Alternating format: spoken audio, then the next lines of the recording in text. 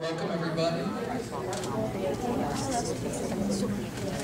Thanks for coming tonight. I have an important presentation to make. My name is Frech. And just a couple of pieces of information that you may or may not know. But the Wayne Board of Education the other night, June 12th, actually passed a resolution that opposes Common Core initiative and asks Congress and the administration to withdraw support and discontinue funding the Common Core Standards Initiative. So I think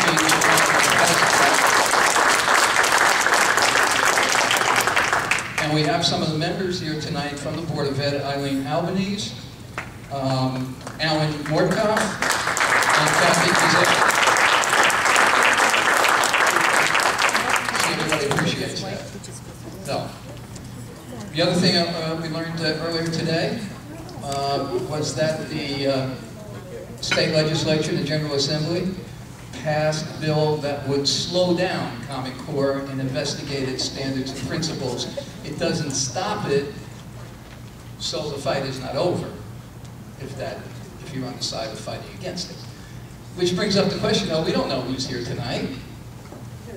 There might be a lot of different people here tonight. The one thing that Common Core has done, amazingly, is to unite people across a political spectrum. So you can have Democrats, Republicans, Independents, you have Tea Party Republicans, you have Libertarians, you have John Birch Society, and they're all in this room, and you don't know who they are. So it's pretty amazing that an issue like this can unite people around it, and that's because it has to do with our children's education. So, I knocked on a lot of doors recently in the last 2 years, talking to people about where their thinking is on politics and voting, and a lot of people have seemed to have said pretty clearly that it's supposed to be about we the people, the consent of the governed, that elected officials, in fact, are our servants. We're not their servants. This seems to be something that people seem to be uniting around, that there's too much being leveled on our heads. So, I think it's amazing that Common Core has managed to start a unity movement that simply says education is a local community issue. It's about our children, not about government mandates.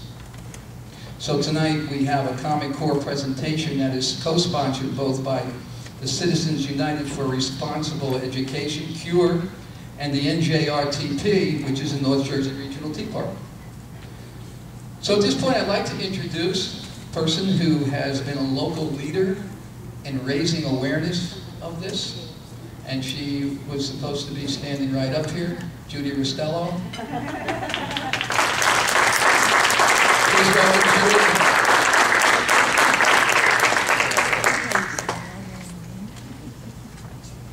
Good evening. First, I wanted to thank Al for allowing us to have this venue, to use this venue for our meeting, because we really don't have any money. We're just mothers and grandmothers, and so we have no organization behind us, so I want to thank him. I'd also like to thank Dolores Dwyer and Rosalie Sabatino for helping so much with this. Nobody does that. And getting back to nobody doing things alone, I want you to know that we are not alone. We have many leaders throughout the state that are working on this. I'd like to reference Barbara Ames. She's working in Morristown and Whippany, and we have Douglas Cuddy, and he's working in Milburn, and Roseanne Salinitri is upstate Vernon, in that area, and we also have Joseph Kale. He's in Franklin Lakes. These people are all working, and we're very grateful.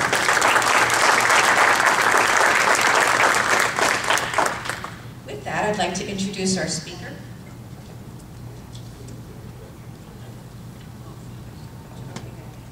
Yeah, my mistake. We always start our meetings with the pledge. So I'd like everybody to please stand for the pledge, and then right after that we'll have a brief prayer. So, okay, and you see where our flag is here.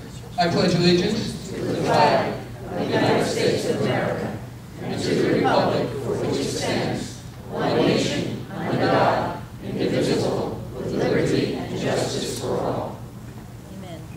Okay, and Fonko's going to say a brief prayer. And then Dear Heavenly Father, we come to your presence today as your children, dear Lord. We thank you for your blessings.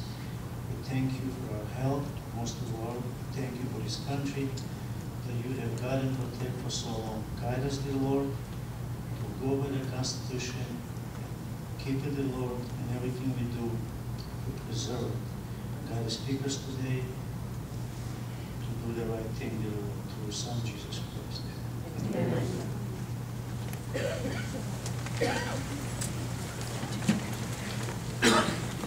Dr. Pesta received his M.A. in Renaissance Literature from John Carroll University and his Ph.D. in Shakespeare and Renaissance Literature from Purdue University. He has taught at major research institutions and small liberal arts colleges on a wide variety of subjects at a graduate and undergraduate level, including classes on Shakespeare, Renaissance literature, the Bible, Russian literature, and C.S. Lewis. He has been active in education reform and was instrumental in developing and implementing an elective Bible course that is currently available for public high school students in Texas. He is a professor of English at the University of Wisconsin, Oshkosh, and the academic director of Field Project Education. Please give a warm welcome to Dr. JudyPostello.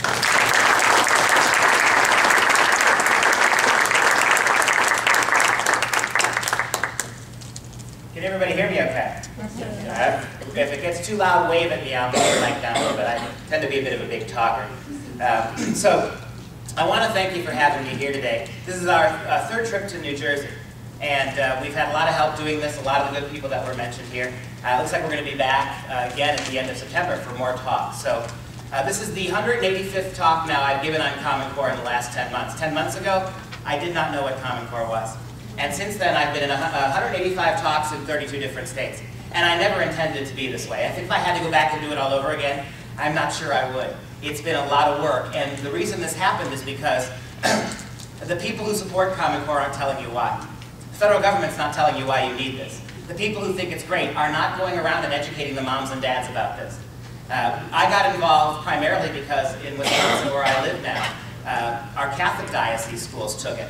And so a lot of moms and dads were upset, as rightly they should be, and they asked me for a little talk. This started a couple talks in the Appleton area, and here we are. So it's a big deal, but it also shows you that in 10 months, how many things have turned around. In 10 months, of the 46 states that took Common Core without really even seeing it before they took it, of the 46 states that took it, 28 now are trying to get out of it. We have 4 that never took it to begin with. And now we've got Oklahoma, Indiana, and South Carolina in the last 2 weeks have pulled out. Missouri's about to go. So this is good. Congratulations to the people in Wayne, the school board in Wayne, who are doing what they did.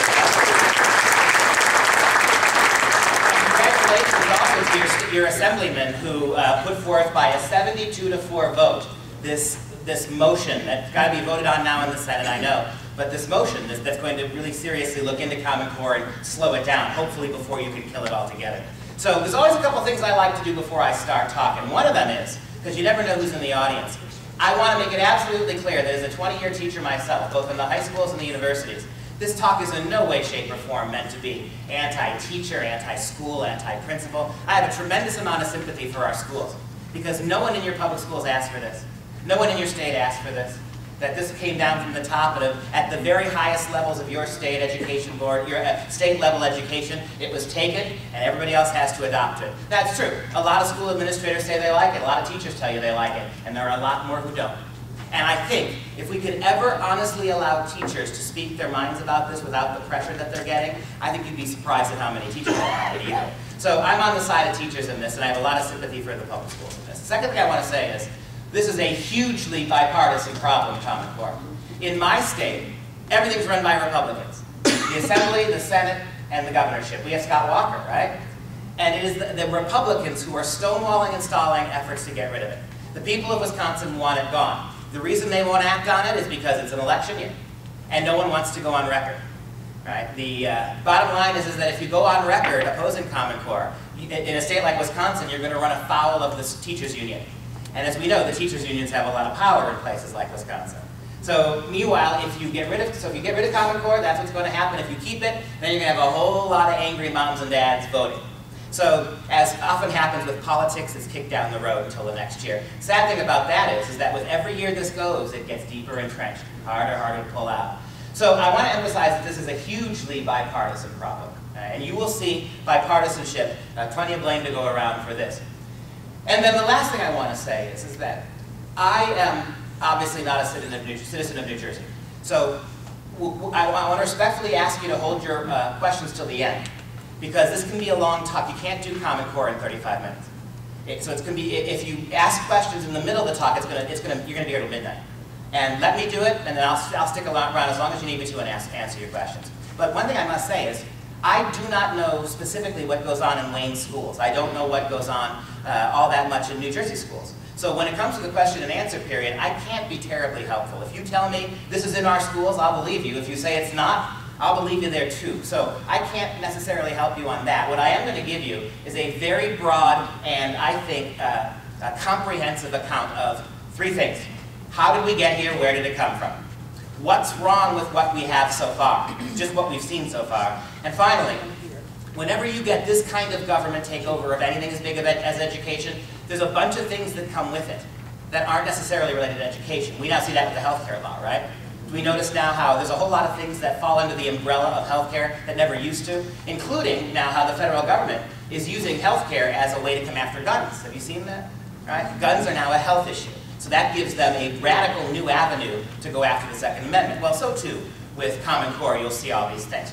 All right, let me ask you as you sit here today. You're working up to 2 years of Common Core in your schools. Common Core was first schemed and devised back in 2008 and 2009. Here you are, 2 full years really working it through your schools. How many of you as you sit here today, please just with a quick show of hands, how many of you as you sit here today would say that your understanding of Common Core as you sit here today is still kind of fuzzy, you're just not sure what it is? Please raise your hands. Would you look at that? 95% or more of you. That's where we start with this. All of this was done behind closed doors. You've had it for 2 years in the state, more actually. It was conceived way back in 2008 and 2009. It's now transforming your schools, costing a lot of money at the state and federal level. And you don't even know what it is. How did that happen? Say what you will about the Affordable Care Act. Say what you will about health care. At least it had a hearing in the Senate and the Congress and the Supreme Court. This has had none of that. Nobody anywhere has ever voted on Common Core. Ever. Not moms and dads, not teachers unions, not school boards, not state superintendents, not governors, not the Congress, not the Department of Education. Nobody ever had a say in this, except the people at the very top who took it. That's staggering. This is every bit as transformational as the healthcare law is going to be. And here we sit today, 2 years into this in New Jersey, and we don't know what it is. You know, I would love to not be doing this. And if the people who support it, because they never do, if the people who support Common Core, there are dozens, hundreds of activists like me across the country doing these talks. But you know who never does? Who never comes in front of groups like this? Is anybody who's for it. They won't talk about it. And honestly, I think, and you'll see by the time I'm done, it's because they really don't have much of a leg to stand on. In all three of those areas, how we got here with this, what the standards actually do, and then what else you're going to have to deal with as a result of the standards. There's not much argument, I think, that you can be made, or else they'd be making it. 185 talks. If this was that easy to refute, and I'd be glad if it was. If all this is a bunch of hooey, then surely they could rebut this easy. Surely they could have swatted this down. But they don't, and that's something we have to consider. So given where we're all starting with Common Core, let's start very basically. Let's start very basically. What is it? Common Core is an abbreviated term. It's used to refer to the Common Core State Standards Initiative, a set of national standards so far for English and for math with science guidelines forthcoming. Now let's just stop before we even finish that first sentence. There's a lot of problems with that. They call them the Common Core state standards, and that would lead you to believe that the states had a meaningful role to play in this, wouldn't it? It's not true. It is absolutely not true.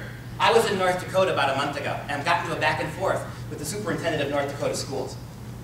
Every time I would go on a radio program in North Dakota, she wouldn't come on. They kept begging her to so we could talk to each other.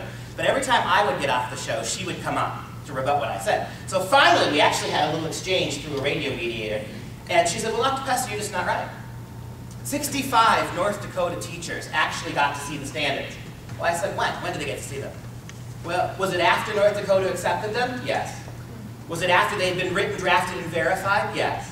Was it after all that race to the top money came to the state of North Dakota? Yes. Could any of your teachers change it if they wanted to?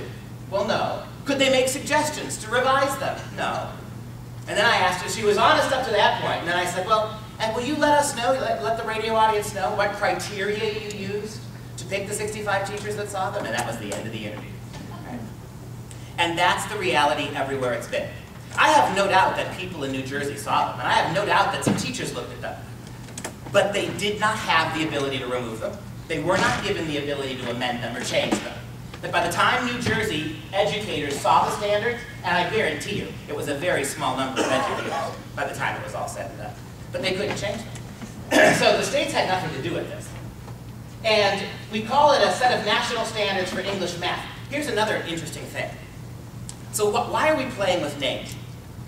Why do you not 2 years into it really know what it is? How come nobody really had a say in it? How come they won't talk to you about it? And how come they're playing around with the name? Why call it the state standards when they're really not? If they were state standards, then you could reasonably ask for state tests, right? But you don't get state tests. If they were state standards, then wouldn't New Jersey be able to construct its own state exam? And that'd be a lot better than this. But you can't do that because the tests are national tests. That belies the Common Core state standards. Oh, here's another piece of misdirection. The forthcoming standards that aren't math and English, they're changing the name. They're Common Core, they're just changing the names. The science standards are now called Next Generation Science. Now, if you look at the Next Generation Science standards, you'll see Common Core. You can find them online. You'll see Common Core all over the first 20 pages, all over the introductory material. They just aren't going to call them that because they figured out that you don't like the words Common Core. And so their response to that is to simply change the name, right? Where did they come from? Where did the standards come from? They were written and drafted, paid for by Bill and Melinda Gates. Let's start with who paid for it. The Bill and Melinda Gates Foundation paid for it. Way back in 2009, Bill and Melinda Gates put up $150 million initially, the first year, to fund the writing of these standards. As you sit here today, Bill and Melinda Gates have spent $3 billion advertising for Common Core on propaganda for it. Do you know that before the standards were even written, the Gates Foundation had paid the National PTA millions of dollars of grants to advertise them before they'd even seen them? And if you look, you can go online because the Gates Foundation is a public trust, right? You can go online, type in Bill Gates, Common Core, money. You can see where every penny of that $3 billion has been spent. Not surprisingly, it's all the people now who say they want it. Why? Why did 176 Roman Catholic diocese schools accept Common Core the first year it came out without even being asked to do it? Well, look at the NCEA, the National Catholic Education Association, the chief watchdog for Catholic schools. They've received hundreds of thousands of dollars in Bill and Melinda Gates money. Right? The National PTA did. You just trace, it's a cliche, but look at who got paid to get money for Common Core. It's all the people who are telling you they want. How about the National Chambers of Commerce? Now, we're inclined to believe, aren't we, that the Chambers of Commerce, they're entrepreneurial organizations, they're all in this for good conservative values and business community. Why in the world would the National Chamber of Council support this? Well, go look at how many millions they've received from Gates in the last 2 years. Multiple millions of dollars they've taken from the Gates Foundation. So it was written and it was paid for by Bill and Melinda Gates, and I got to ask my first rhetorical question here. What qualifies Bill Gates to be involved in national education reform? Isn't this the guy that dropped out of college to go work in his garage? I mean, and God bless him for doing it. I hope he makes him another $1 billion. I hope he spends it better. But what qualifies him? So where did this money go? This $150 million initially, this $3 billion since then. Where did that money go? It went to these two groups, the National Governors Association, the NGA, and the CCSSO, the Council of Chief State School Officers. And you know what these two organizations are, despite the names? Lobbyist groups. They're places where the NGA, what is it? It's been described as a meet and greet place for governors and their aides to meet with lobbyists to advance political agendas. It's a lobbyist group, the NGA. Oh, and by the way, the NGA, out of which the standards came, you know anybody know who the chair of the NGA, which sitting governor is chair of the National Governors Association? That would be, not Chris Christie, Mary Fallon of Oklahoma. Oklahoma just last week voted to get out of Common Core. The chair of the National Governors Association, right? She voted to take Oklahoma out of them. How did that happen? If the NGA wrote them, and see, that's the other thing about names. When you hear the word National Governors Association, isn't it tempting to think that 50 state governors locked themselves in a room, rolled up their sleeves, and banged out education theory? That'd be better than what we have, simply because you could vote governors out. But what qualifies Chris Christie, or Scott Walker, or Mary Fallon for that matter? There's not a governor in this country who's qualified to write education standards. The NGA is a lobbyist group. I do see some of you taking notes. I think that's wonderful. Let me give you a name I want you to look up. Joy Pullman, P-U-L-L-M-A-N. She's at the Heartland Foundation in Chicago. She has done the definitive essay, published all over the place, on who wrote Common Core. And you can trace the writing of Common Core back to 5 people. Just 5. Chief among them, David Coleman, C-O-L-E-M-A-N. He is the chief architect of the Common Core state standards. He was the immediate recipient of most of that $150 million to write these, to put together a team to write them. 5 people wrote them in those 2 lobbyist groups. 5. And I'm going to show you something. That's the copyright for Common Core. This should blow your mind. The NGA Center and the CCSSO shall be acknowledged as the sole owners and developers of the Common Core state standards, and no claims to the contrary shall be made. Isn't that nice? That the educational paradigm that's transforming your schools, without you even knowing what it is, it's not owned by the taxpayers. They're not elected. These people have never been elected to anything. David Coleman has never held an elective office in his life. By the way, David Coleman was a college roommate of your Secretary of Education in Washington, Arne Duncan. Did you know that? How's that for nepotism? Simply by being the roommate of Arne Duncan, David Coleman gets to write your education standards. And none of this is copyrighted, so the Department of Education doesn't own it. Congress and the Senate don't own it, you don't own it, teachers don't own it, nobody owns it. And if you don't like Common Core, how in the world do you reach these people? This is Banana Republic stuff. How in the world can all of this been done by people who are utterly unaccountable to you and me? They can't be voted in, they can't be voted out. And another thing, no sooner did David Coleman write the standards than he immediately rotated off Common Core and was appointed the CEO of the College Boards, where he is right now writing the SATs to conform to Common Core. Do you understand what kind of a coup this is, a voteless coup this is? The same guy who writes the standards with big Gates money grants is now the guy who's the CEO of the SATs, the exam that all your kids are going to have to take to get to college. He's now already, before you're even 1 full year in your schools watching it, he's already writing the SATs to conform to Common Core. Who appointed him to do that? I'll go one step further. And this is pretty shocking too. You know as well that you've been paying attention to government for the last 20 years. I don't care who's in office, Republicans, Democrats. We have a federal government that is terribly, terribly, terribly jealous of its own prerogatives. If you do something it's supposed to do, this government's not going to let you do it. So how in the world, I don't care how much money Bill Gates has, how in the world did these people, unelected to anything, unaccountable to the voters, not part of the federal government in any way, how did they do this and get in your schools? You understand, right? That the only way this business got in your schools is because the federal government put it there. Nobody else has the power to do it. So how many of you have heard of Race to the Top? All right. What is the Race to the Top program? Remember back in 2008 and 2009 when President Obama was stimulating everything, with the possible exception of the economy? You remember that?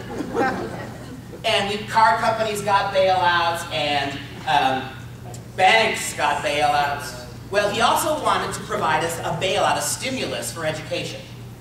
So what Obama did back in 2009, in conjunction with Arne Duncan, Secretary of Education, what he did is he set aside $6 billion initially. It's been a lot more since then. $6 billion initially. That money was basically given to the states and states' education departments. So at various times over the last 3 years, various rounds of application, most of the states in the union applied for Race to the Top money, and most of them received it. Not all, most of them did. That money, about $6 billion, I'll give you an example, New York. All right, how about New York? In 2009, New York State received $700 million of taxpayer money, handed right over to the Department of Education in New York. That money could be spent on tetherballs, computers, teacher salaries, anything they wanted. And do you know what the only stipulation of taking Common Core, Race to the Top money was? That if you took the money, you had to adopt the Common Core state standards when they were finally written. That's how 46 states in the union got Common Core, sight unseen. So you think about that now. I don't care how much money Bill Gates has, he could not have bought this into your schools. I don't care what power or who David Coleman roommated with. He couldn't have put it in your schools. It had to have been done by the federal government, and that's what Race to the Top is. There is nothing in Common Core, it's just a set of standards, not a very good set, but it's a set of standards. There's nothing in Common Core to put it in your schools. The federal government had to do that. That's a pretty shocking thing. Ask yourself this, because I know what my answer would be. Do you think the people who support Common Core, even if it was exactly the same set of standards, do you think they would still support it if instead of you had Bill Gates? What if it was the evil Koch brothers who put up $2.5 billion? And what if instead of 2 left-leaning lobbyist groups in Washington, you had 2 right-leaning ones? And what if instead of a very liberal president, you had a very conservative one, who basically bribed 46 states in the union to take a set of curriculum standards that they hadn't even seen? Do you think the people supporting it now would support it? I don't. If it was the exact same stuff, I think if the Koch brothers paid for it instead of the Gates people, I think Harry Reid's head would explode all over the Senate floor. And I know what my answer would be. I would be as adamantly opposed to it if it happened that way. This is no way to conduct something as big as public education. But that's how it happened. And they don't even debate this. They don't even debate this. When you talk to people who support Common Core and you start talking about this, they will say to you, well, let's just focus on the standards. It doesn't really matter how we got them. No, it does matter. It matters immensely how you got them. It matters immensely that the people who did them aren't accountable to you and have very little educational background themselves to even do it, the people who wrote them. That should matter to you. Race to the Top. Okay, we need one last little history, 2 more, one short history lesson. How many of you remember what the big government educational takeover paradigm was before Common Core? What was it? No Child Left Behind. And bipartisanship, who gave us No Child Left Behind? That was George Bush. Now, interestingly, George Bush didn't write them because he would be one on a long list of people who have no business writing education. Right? He would join Chris Christie and he would join Mary Fallon on a long list of people who have no business writing education standards. So at least he didn't write them. But who did he turn them over to? Who wrote them? That's amazing. That is amazing. You know who wrote the standards in toto? Ted Kennedy. George Bush turned the writing of No Child Left Behind over to Ted Kennedy's people. They wrote it. Now do you understand a little bit better why No Child Left Behind was such a disaster? And I have never, ever met a single teacher, and if the first one is out there, by all means let me know. I have never yet met a single teacher, a single principal, a single superintendent of schools, who has anything but contempt for No Child Left Behind. Why did they hate it so much? 3 reasons, mainly. 1, it's outcome-based education. And what does that mean, outcome-based? Ever since the Department of Education was created, we get stuck with outcome-based education. Because once Jimmy Carter created the Department of Education had to justify its existence, and all that money we've been throwing into it. It's getting up there to rival the defense budget in terms of what we spend on education yearly. Right? And at least the bombs we build seem to work. What you got going on here with this outcome-based education. It's standards-based, right? It's the idea that we're going to set a set of standards. You did it in the States before No Child Left Behind, the states started doing this, and it was a mistake for the states to do it. But now, since No Child Left Behind, they're all national standards. How many of you have kids or grandkids? Okay, all of you. Can you get your 4 daughters, can you get your 7 grandkids, can you get your kids and grandkids to perform in exactly the same level in every single subject area across the curriculum? You can't do it, can you? It's impossible, because your kids aren't the same kids. And if you can't do it in your own small families, how in the world are you going to do it with 60 million American school kids? It doesn't make any sense. Outcome-based education, right? It's the idea that we're not as worried about kids where we meet them, because how many teachers in here? Then you know, don't you, that every class is different, every kid is different, and the best teachers are the ones who know enough sometimes to throw the stupid curriculum out if it's not working. Teachers are at their best when they can maximize the flexibility they have to deal with the kids in front of them. Because kids come from so many different socioeconomic backgrounds. Rural kids in Wisconsin are not like kids in downtown Newark. They can't be taught the same way. So what do? What has the government done? They've thrown up this national standard, and it is the job of the teachers to get the kids to the standard. We call it, and if you're doing that kind of education, standards-based education, what's the only tool you have in your toolbox to measure the standard? Testing, right? For all my teachers in the room, do the tests tell you what your kids know and don't know? In fact, aren't tests among the least helpful things? And yet your entire kid's education, your schools, your teachers are being evaluated on these absurd standardized tests. Do you know, there have been 50 surveys done in the last 40 years, all by professional surveying companies, statisticians. There is not the slightest shred of evidence, none statistically, that simply having high standards in your state or having high standards in the country has the slightest impact on how your kids perform in school. That's exactly right. There is no evidence to suggest that standards-based education changes one iota how your kids. In fact, the latest survey was done just last year. If you want to look it up, go ahead. It was done by the left-leaning Brookings Institute about a year ago. And they concluded, they were the 50th study, that there's no link, none, zero, so why do we keep doing it? High-stakes testing, right? And it's high stakes not for the cool, it's high stakes for the kids who aren't learning anything, but it's meant to be high-stakes testings for the teacher, right? And that's where a lot of conservative people get suckered in. I've been a teacher for 20 years. I want accountability. I want my teachers to be accountable. But if you can't get your 5 kids to a standard, how in the world can you make those teachers who are getting 30, 40, 50 new kids every year, how can they do it? How many of you remembered under No Child Left Behind? What happened in 2005, 6, 7, 8, in places like Atlanta, Georgia, North Carolina, New York City, where teachers, principals, and even 2 superintendents of schools were taking the kids' standardized tests and dumping them in the trash and forging fake ones. I understand exactly why they did that. You can't get kids to that kind of standard. And use your common sense with me here, because the government doesn't seem to have any when it comes to this. If you want more and more and more and more kids to reach any standard, are you inevitably going to have to raise the standards or lower them? They're going to have to lower them, right? That's why you belong in Congress and not the numbskulls we got. Because you get it, right? That the only way you're going to, and that's what happened for 12 years of No Child Left Behind. The standards kept getting weakened and weakened and weakened. Why? Because everything was geared to the standards. How will that not be the case with Common Core? It'll have to be. One more thing, as far as standardized testing goes, and all this business about education paradigms. I've already suggested to you that there is, and you can look it up, there's no evidence that simply having standards is going to impact how your kids perform in the classroom. But ask yourself this question, even without standards. The idea, we've reached the point where if you oppose Common Core, it's because you just don't want standards in schools, right?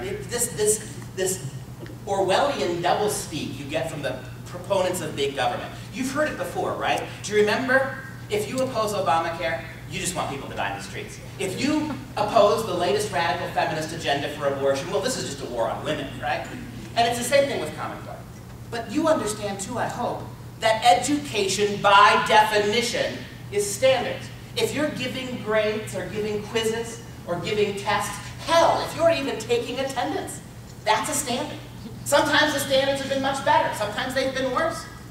But education is always about standards. The problem is that these are now standards that you're micromanaging at the federal level. How does that help you? You know, even under No Child Left Behind, if you had a problem with a book that your kids were reading in class, or a sexuality lesson, or a movie that was going to be shown, you could go to your teachers and you could opt your kid out for that, couldn't you? Easy peasy. Well, when Common Core gets finally put in, you're not going to be able to opt them out. When everything in your schools is geared to a standard that's geared to a test, that's the system, right? Do you know right now, they're already in the process of creating Common Core art class, Common Core music class, and Common Core gym class? Even your physical education courses are going to come with a big fat dose of the sociology I'm about to show you. It's a pretty shocking thing when you think about it. This idea here we're talking about with these tests and these standards, it doesn't make any sense, this high stakes testing. And so what was it that ultimately killed off No Child Left Behind? Because the federal government just didn't decide, oh, this isn't working, let's go the other way. When has the federal government ever done that? When the give me one example of something that the federal government has appropriated to itself that is ever given back to the state. It never happened. You got one? Aviation. What about it? It used to control all the airlines, and it used to set the rates, and then it freed the market for them. I'll trust you on that. I don't know. Same with telephone companies. AT&T used to have a monopoly on all the telephones. Now So they gave it back to them? Now there are multiple companies. No, I think you're misunderstanding me. The fact that the federal government broke up a monopoly, that's its job to do. I'm not talking about that. I'm talking about, and I don't know about aviation, you may be right, but no, the AT&T thing doesn't really apply. Because what they did is they took a company that had a monopoly, and they broke that monopoly up. That is one of the legitimate functions of government. I'm talking about something private that the federal government took over, appropriated to itself. They don't give those things back, right? And that's what I'm worried about here. If Common Core gets fully implemented and everything is geared, this is the plan. Every single thing that happens in your kids' classrooms will be part of a standard that can then be tested nationally.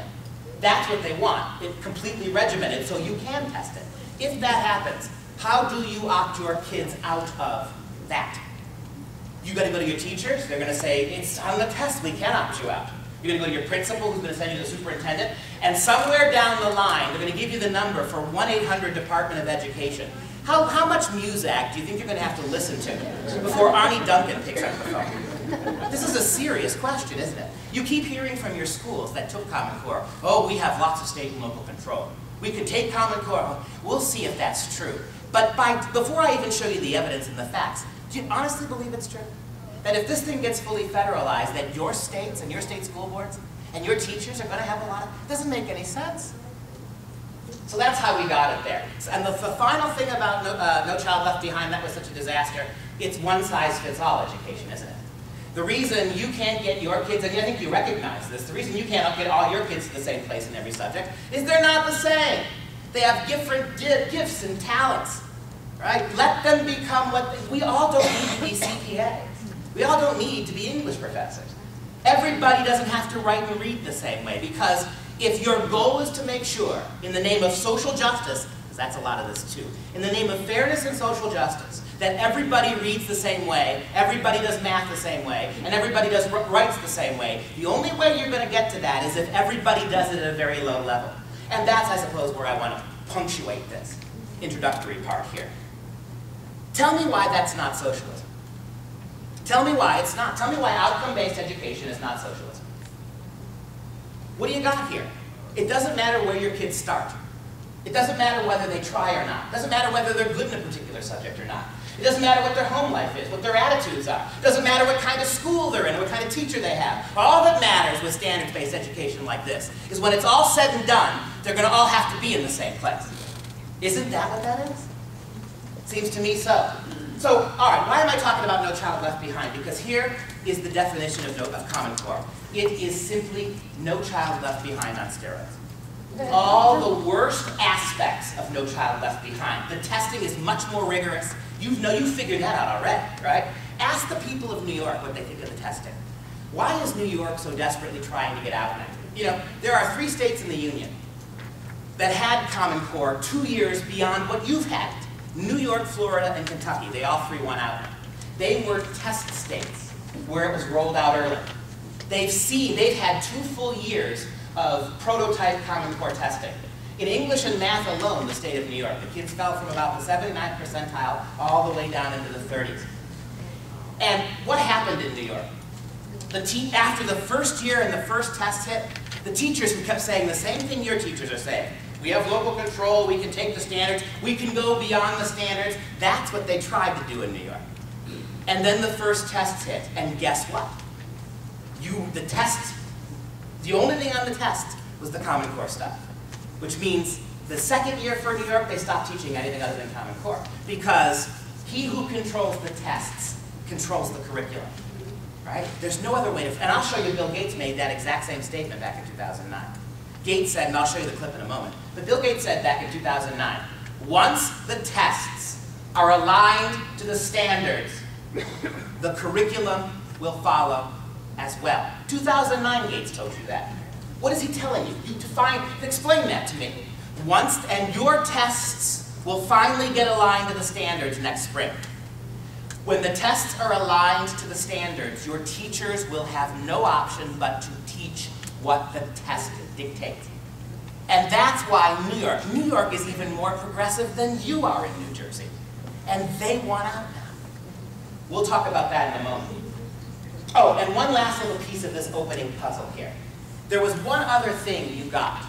If you took Race to the Top money, not only did you get hundreds of millions of dollars for your state, you also got a waiver from No Child Left Behind. Oh, that's the most insidious part of that so far.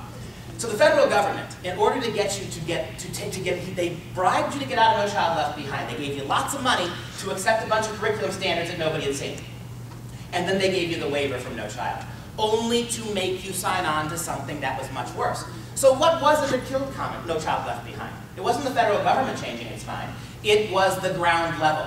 Teddy Kennedy's legislation, his No Child Left Behind paradigm, it left way too much genuine state control and local control. So working teachers and working classrooms and moms and dads, they recognized that it wasn't work, and they recognized that the tests weren't helping anyone. They recognized that they were being handcuffed by No Child Left Behind. No Child Left Behind was killed from the ground up. You know what arguably the single biggest difference between Common Core and No Child Left Behind is? Once they put it in, you're not going to kill it ever again from the ground up. Why do you know so little about it? And you know, the other ironic thing is if you talk to most of your teachers, and I've been in 32 states, I've talked to thousands of them, even the ones who really, really say they support it, they can't tell you much of anything about it. They really can't. And I would challenge you, ask your teachers, okay, I understand that you support it, tell me why. Watch. They're not going to be able to tell you, most of them. Why do your teachers not know much about it? I've talked to principals who came down from the superintendent's office, we're just going to do it. They don't know anything about it either. Do you understand the difference between the two things right here? That if this gets fully put in, you'll never be able to pull it out again. And that's part of the design of this as well. All right, so there's the copyright. Now, here we begin. The only serious argument I have ever heard defending Common Core, and it's not even an argument defending Common Core, it's just an attack on the people who don't like it, that anyone who opposes Common Core is a tinfoil hat-wearing right-winger. That's it. Over and over again. Isn't that what Arnie Duncan said? Remember what Arnie Duncan said when moms and dads started protesting? Remember what Arnie Duncan said 6 months ago? Just a bunch of white suburban moms who can't handle the fact that their little darlings aren't as smart as they thought they were. There's your Secretary of Education. And by the way, while we're on that, what exactly is Arnie Duncan's credential to be Secretary of Education? What was his primary degree in? Destroyed Chicago schools. He did destroy Chicago schools. But what's his major? He's a sociologist. Why would President Obama appoint a sociologist to the Department of Education? Well, you're going to see why, because this has nothing to do with education and has a whole lot to do with sociology and social engineering. So it starts. So what I'm going to do now for the next 10 minutes, I am going to show you all of those uber right-wingers who oppose Common Core, right? You know, I'll give you one right off the bat. That really, really radical right-wing group, the Occupy Wall Street movement. Yeah, they oppose Common Core. Why? Why? Because of the crony capitalism involved. It's been estimated that up to 70% of American school districts, 70%, are going to need some or a lot of upgrades to the computers to be able to handle the Common Core test. Whose computers do you think are going into those schools? You think it's going to be Apple? How about, who's the second biggest donor, private donor, outside of the Gates people? Who's the second? Not Google. Pearson Publishing. Pearson Publishing. You know, Pearson Publishing, who owns 100% of the Canadian textbook market right now? Pearson owns every Canadian textbook. And they already own 80% of American textbooks, Pearson. You know what Pearson's done for the last year? They spent the last year buying up 40 small American presses, textbook presses, paying 4 and 5 times what they're worth. The CEO of Pearson, Sir Michael Barber, a Brit, wants the same monopoly here. Oh, and by the way, 95% of all Common Core textbooks are Pearson books. Number one. Number two, Pearson won a lucrative contract about a month ago. Do you know that Pearson Publishing writes, produces, grades the Common Core tests? The ones that your kids are going to be taking next year? Pearson does. And do you know that Pearson gets paid $30 for every single test your kids take? So I'm an English professor. You'll have to help me out. What's 60 million times 30? It's a lot of money, isn't it? Do you know that the tests that Pearson are working on, they have a built-in 30% failure rate? Did you know that? That by design, 30% minimum of the kids who take it will have to fail it. Do you understand now why New York kids fell almost half? Gone from 79, I know enough math to know that half of 38 times 2 is close enough to 79, right? Now do you understand why? And you're right, because those kids will have to take those tests again down the road. And $30 for every single test. That's why that uber right-wing group, Occupy Wall Street, opposes Common Core. How about the Department of Education? How about the 2 chief lawyers at the Department of Education back in 2009? They quit over Common Core. They called it, they did. And I want to emphasize this to you too, if I may. You're about to, 95% of the things I'm going to tell you aren't even from me, right? And when I'm done with this presentation, I'll give you a website on the board. You can go there and get most of this stuff for free. And anything you can't, I just haven't been home enough to update it. Anything else you want, you can have it. You take the slides, and you do me one favor, check them. You check the slides and see if I'm making this up. 180 talks, I suspect I've talked to about 85,000 Americans in 30 states. Nothing. But still, no one ever has come back to me after looking at these slides and said, you're not telling me the truth. Never. You do it. And when you do it, and you find out that I'm telling you the truth, then you do me one other favor. You hold the people who are defending Common Core to that same standard. Make them demonstrate to you. Show you. Tell it. You want to see it. Make them show you for what they know. These are the 2. So, all right, we've already seen a number of individuals. Now we're going to start looking at some serious ones. How about the 2 chief lawyers at the Department of Ed back in 2009? They quit over this. They called it a federal takeover of education and a terrible intrusion into the privacy rights of American moms and dads. That's what they called it. And can I also point this out to you? The Department of Education can hardly be considered a right-wing operation. You do not get to be the chief lawyer at the Department of Education if you are a tinfoil hat wearer. It just doesn't happen. These 2 guys, by the way, in the ensuing couple of years, they've now written a book. They published it last month. I haven't had a chance to read it yet. Looking forward to it. You know what the title of their new book is? The Coming Federal Takeover of Education. That's the name of their book. So what do they say? In imposing the Common Core standards and the aligned assessments, do you see why this is a federal curriculum? They'll tell you it's not, and they'll show you the copyright. See? That proves it's not federal. Well, what got it into your schools? That was the federal Race to the Top program and these tests. The tests. Where do they all report back to? The federal government. They don't report first back to the states. They don't report back to the schools. All that data and all that information is ultimately controlled by Washington. If you could get New Jersey just out of the test, and there's a piece of advice for you. You want to do the first step in this? Just pull out of the testing. Keep Common Core. Let it work through your schools for 2 years. Your teachers will figure out it's a joke. But get out of the test. When in Wisconsin, the one man brought Common Core to Wisconsin, our superintendent of public schools, Tony Evers, simply took it. Without consulting anybody, he took it. And we all said to Tony Evers, okay, well, keep Common Core. Wouldn't it be better? Do a 3-year moratorium on the testing. Put it off. Because if Common Core is going to be wonderful, it's going to be wonderful 3 years from now. And you can always take the test 3 years from now. What do you got to lose? We said to Secretary Evers. postpone the test for 3 years. And wouldn't 3 years give your teachers a much better chance to familiarize themselves with Common Core and to work it through the schools? His response to us was, if the state of Wisconsin does that, he will sue them. You know, there's no honest answer to that. Why not postpone them? Why not? They're new. Why subject your kids to national tests on things they haven't had time to learn yet? But you talk about that at your state house. You want to know why they don't like that? Because there's a lot of money that goes into it, into your state, for taking these tests. So what do they say, our two lawyers? In imposing the Common Core standards, I like the verb impose, by force, right? In imposing the Common Core state standards and the aligned assessments on the states, the federal government is violating 3 statutes that has put America on the road to a national curriculum.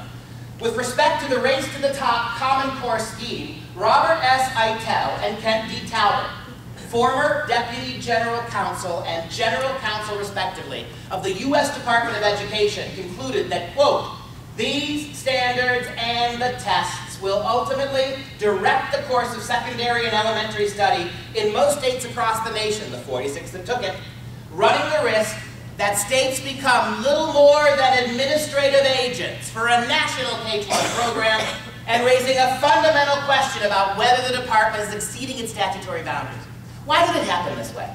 If the federal government just wanted to take over education the way they took over health care, why didn't they just do it? Well, here's the reason. In 1965, a federal law was passed prohibiting the national government, federal government, from writing a national curriculum or creating any national set of standards. They can't by law do it. And so what did they do? The next best thing? Every one of those 5 people who wrote them are deeply in bed with the current administration, with Arne Duncan, with the president. David Coleman, before he got appointed to any of these things, he was a huge bundler for the Obama campaign. That's why he got the gig. That and I suppose his roommate, good old roommate days when he was in college with Arne Duncan. These people aren't qualified to do this. So the federal government did the next best thing. And I asked you that question. Do you honestly think the federal government would allow lobbyists and billionaires to put this in your school? If they didn't want it in your school, it makes no sense. And then there's the Race to the Top program and all that money to bribe states. Oh, and you keep hearing from defenders of Common Core, it's voluntary. Common Core is voluntary. How many of you saw what happened a month ago when Indiana pulled out? Indiana pulled out a month ago. And the federal government said to Indiana, you can pull out, but you're going to have to prove to our satisfaction that whatever standards you replace Common Core with are the equal of Common Core. And if you don't, we will withhold your entire federal education budget next year. So you bribes, and again, if this is so wonderful, and I'm just full of BS up here, why in the world you got to bribe states to take it? And why are you blackmailing the ones who try to get out of it now? That's an important point. They go on to say, right? The Race to the Top application, the federal program, the initial vehicle through which Common Core was imposed on the states, requires that applicants for Race to the Top, states that took it, adopt, quote, a set of content standards that are substantially identical across all the states in the consortium. That comes right from Race to the Top. What is that telling you? It's going to have to be the same. It has to be the same. Where's your state and local control going to come from? And notice what I'm telling you. Common Core is a set of standards. This is the federal program that put it in your schools. It's the feds telling you you have to do the same thing. How is this not a federal curriculum? As a matter of fact, Common Core does something, the Race to the Top program does something here that might look actually kind of good. They go on to say, in Race to the Top goes on to say that states may supplement the standards, but only if the additional standards, quote, do not exceed 15% of the state's total standards for that content area. That sounds like a great idea. The Race to the Top application says, hey, you can take Common Core, but we'll let you do 15% different. As long as 85% of it is the same, we'll allow New Jersey to do a 15%, and no way, think about that for a second. If indeed New Jersey can do things 15% different than Wisconsin, who can do things 15% different than New York, then how in the world are you going to test that extra 15%? Are they going to make 50 different state tests? If they did, that'd be great. It wouldn't be a national standard anymore. But they're not making 50 different state tests, are they? You got the big one-state test. So question for you. What percentage of that 15% that all the states are doing their own way, what percentage do you think is ever going to appear on your kids' exams? Zero. And now do you know why New York got mad after they took the test? New York was using that 15% waiver to unteach a lot of the garbage in Common Core. And then the test came. And all the extra stuff they did, it wasn't on the test. Guess what New York teachers were forced to do the second year? Exactly to the letter, to the period what Common Core demanded. That's a problem, isn't it? They keep talking about state and local control. And as the lawyers point out, there is no provision allowing a state to subtract anything from the standards. You can't eliminate anything. And even if you go beyond it, great, but you'll find out after you had your first test. How about some more radical right-wingers? This is the New York State Teachers Union. Help me out here. Is there any way you can rearrange those words, New York State Teachers Union? Is there any way you can rearrange them to make them come out conservative? Any permutation, any parsing of that sentence? Because these are some of the right-wingers who oppose this. Here's what the new, and I want you to see the date on this. This is January 27th of this year. Here's what the New York State Teachers Union said.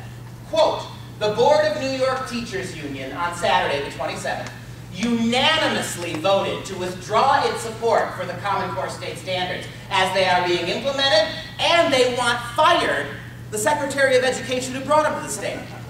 They go on to say, the New York State United Teachers, a union that represents more than 600,000 educational professionals in the state, is also asking the State Board of Regents to remove Education Commissioner John King from office.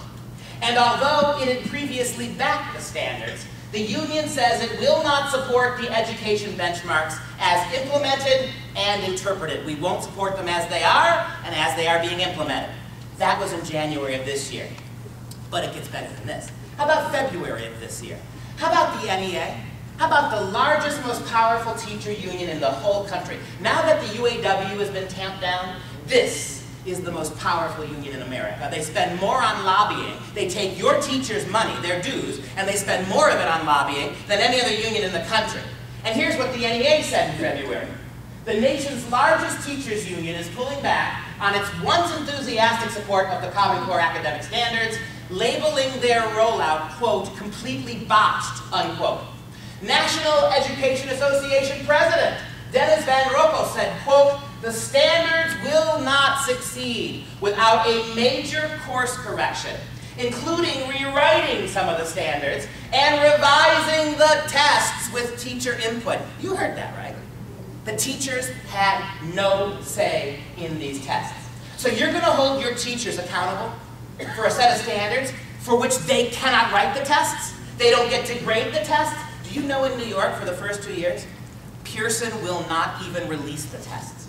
They were all taken online, and only the people who moderated the test could see them. And no one has, and they were sworn to secrecy. And so think about this. Your kids in New York are failing those tests at a colossal rate, 38% in English and math. And the teachers aren't even allowed to see the questions they got wrong. How do you fix it? How do you fix this if that's the point here? Teachers had no say in writing. And don't look at me cross-eyed. This is the New York State Teachers Union. This is the NEA telling you these things. But it gets better than this. It gets much better than this. This is my favorite. How about the Chicago Teachers Union? The most progressive and radical teachers union in the state. You know, the one in Barack Obama's backyard. How about them? Oh, and this is just a month ago. This is in May of this year. Here's what the Chicago teachers say. Oh, before I say that, Chicago Teachers Union, this is clearly the most radical progressive teachers union in the country. This is the same bunch that a couple years ago approved a baseline curriculum that would begin the process of teaching masturbation techniques to kindergartners. That's them. That's this people, right? These are the right-wingers who they keep telling you oppose Common Core.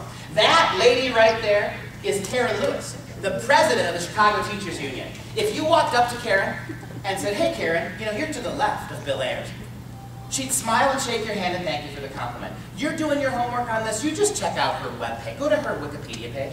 This woman is as far left as you get. And listen to what she said a month ago about Common Core. May 7th. I agree with educators and parents from across the country. The Common Core mandate represents an overreach of federal power into personal privacy, as well as into state educational autonomy. So much for your local control.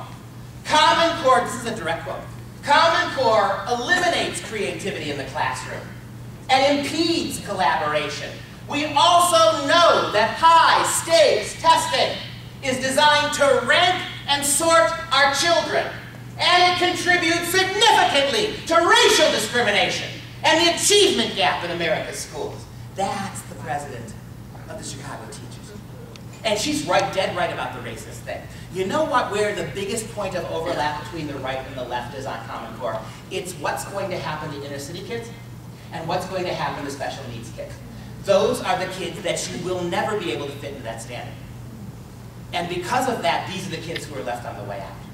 And what is the, oh, she's telling you, you're going to measure our kids solely on these absurd tests that weren't written by teachers, that aren't graded by teachers, that can't be seen by moms and dads? She goes on to say, the entire Chicago Teachers Union ratified this. Everybody's. This is the, they wrote a bunch of resolutions, the Chicago Teachers Union, condemning Common Core. I'd love to show you all 12 pages, because, oh boy, you can see the right-wingers in action. But I'll just show you two. Here's the CTU resolution, quote, instructional, and this sounds awfully common sense to me, instructional and curricular decisions should be in the hands of classroom professionals who understand the context and interests of their students. Right? Isn't it? Don't you want the, and you understand why outcome-based education is a joke? Why not allow your teachers, if you in the local school districts can pull back some of this control and pull back some of this money, then you can impact your schools much better. The teachers can. And if you want to change something in your schools, you don't have to go to Washington for a waiver. You can just do it. And who knows better what your kids need? You, moms, dads, your teachers, your schools, or somebody in Washington? She goes on to say, so these decisions should be in the hands, they weren't, should be in the hands of classroom professionals, and she says, the education of children should be grounded in developmentally appropriate practice. Oh, we're going to see this in spades coming up. But whatever else you say about Common Core, it is utterly developmentally inappropriate. It's unusually violent, it's unusually sexualized. This is the Chicago Teachers Union. Right? And they go on to say, Common Core standards were developed by non-practitioners like David Coleman, non-educational professionals, including test and curriculum publishers. You know who put all the textbooks together to support the standards? The textbook companies. And education reform foundations, such as the Gates and Broad Foundations, Achieve, Inc., ALEC, all of them. The resolution says that, quote, as a result, the standards better reflect the interests and priorities of corporate education reformers than the best interests and priorities of teachers and students.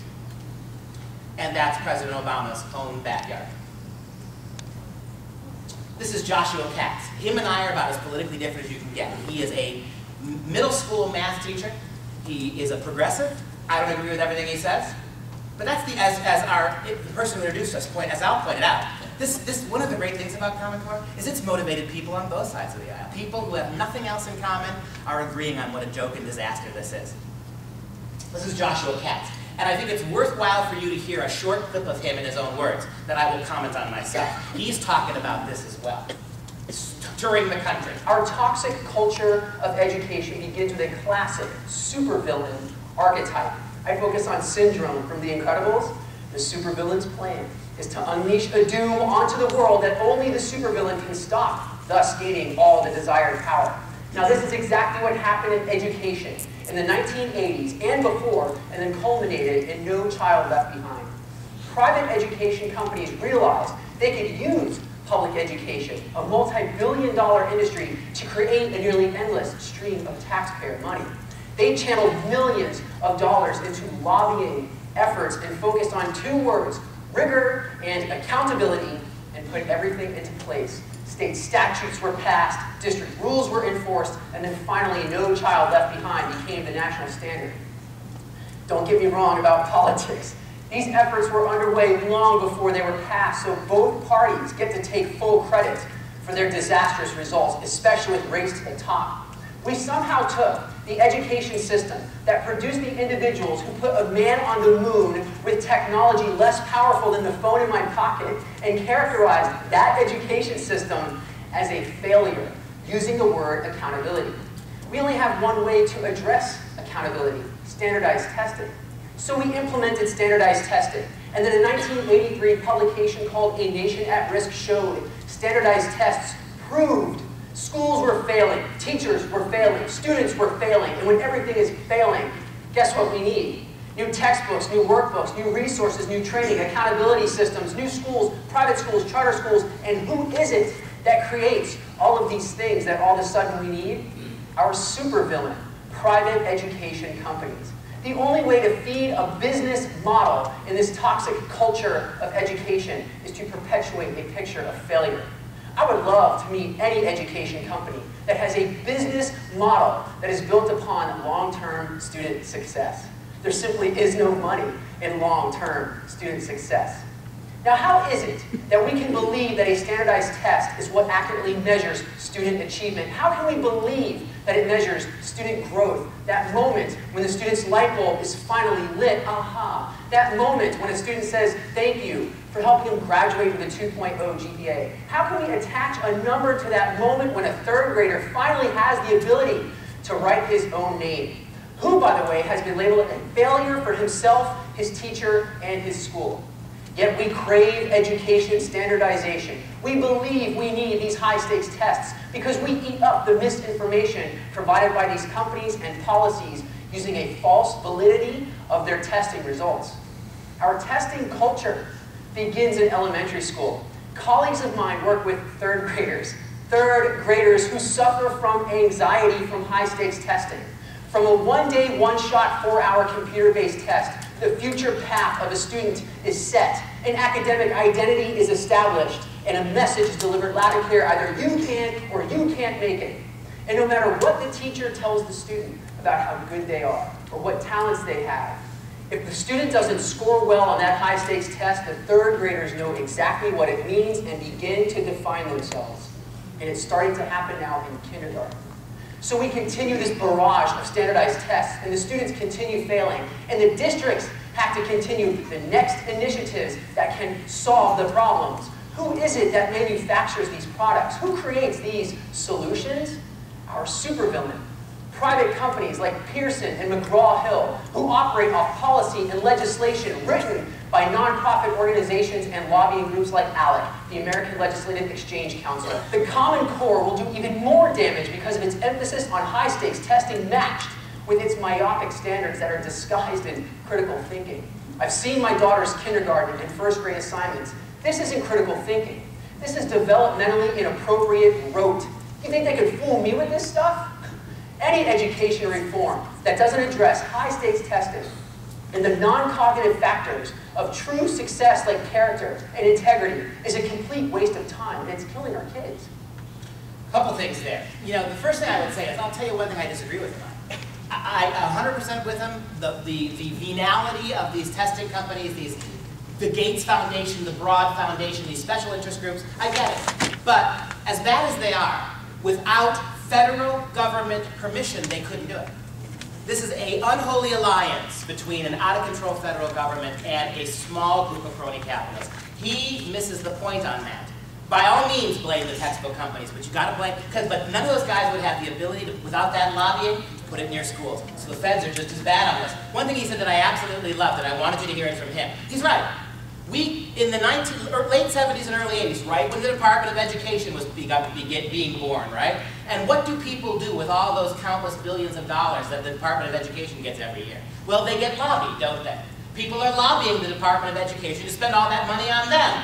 And in the early 80s, it wasn't the schools that were failing, it wasn't the teachers that were failing, it wasn't your kids that were failing. He's right. We put a man on the moon, this educational system, with technology less powerful than the phones you carry with you today. There was no failure there. But the education companies, these corporate companies got together, they created tests designed for your kids to fail them, just like they're designing Common Core tests for your kids to fail. Why? So they can come up with all new paradigms and write all new textbooks and all new tests and all new curriculum and all new schools. Every 5 years, there's no success, there's no money to be made. We've been teaching math in the same way for 2,500 years. It gave us Euclid and Archimedes and Newton and Einstein.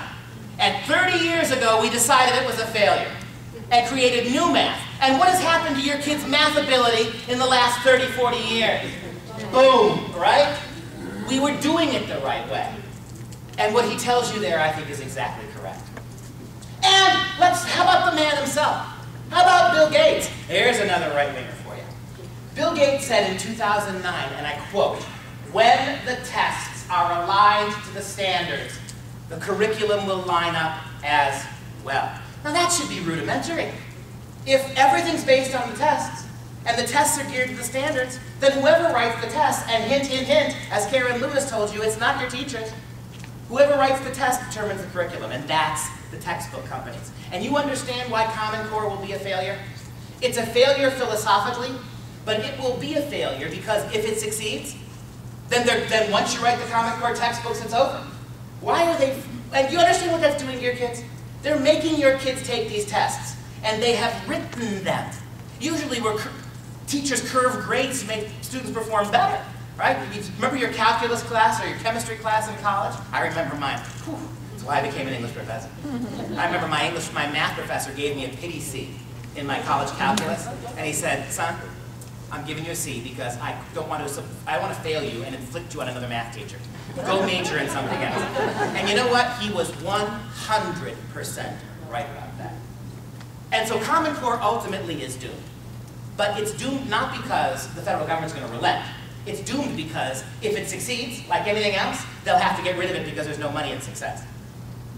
The big thing about Common Core is not the pedagogy. We're about to look at the pedagogy. It's weak. It's not the pedagogy. It's the sociology. So here we go, the standards themselves. And you do need one last little history lesson. It's a short one. Common Core did something else you'd be tempted to think was a good idea. Back in 2010, they created a committee to validate the standards. This was called the Validation Committee. And they brought in, it seems like a good thing, they brought in 29 people from outside of Common Core to sit down, look at the standards. They empowered those 29 people with the ability to throw the standards out and start over, to get rid of them, to revise them, to rewrite them. Whatever the committee said they wanted to do, they would do. And you know, in that 29-person committee, they only brought in one English expert and one math expert. 29 people, 14 activists with very little education background. They also brought in some low-level teachers, 6th grade math teachers. And I'm not insulting 6th grade math teachers, but do you understand what I'm telling you? If you're going to write a national standard for math, it requires a lot more math than a 6th grade math teacher would have, right? And so they only brought in, with those 29 people, one serious math expert. His name was Dr. James Milgram. He's a retired Stanford University math professor. Milgram is a serious guy. He wrote most of the math calculations for the Apollo moonshots in the late 60s. He was the guy they brought in. The English language arts specialist was a woman who's been to New Jersey a couple times, and she lives up in Massachusetts, Dr. Sandy Stonsky, considered one of the foremost experts on ELA development in this country. She is now retired after 40 years of teaching, sorry, and she lives in Massachusetts.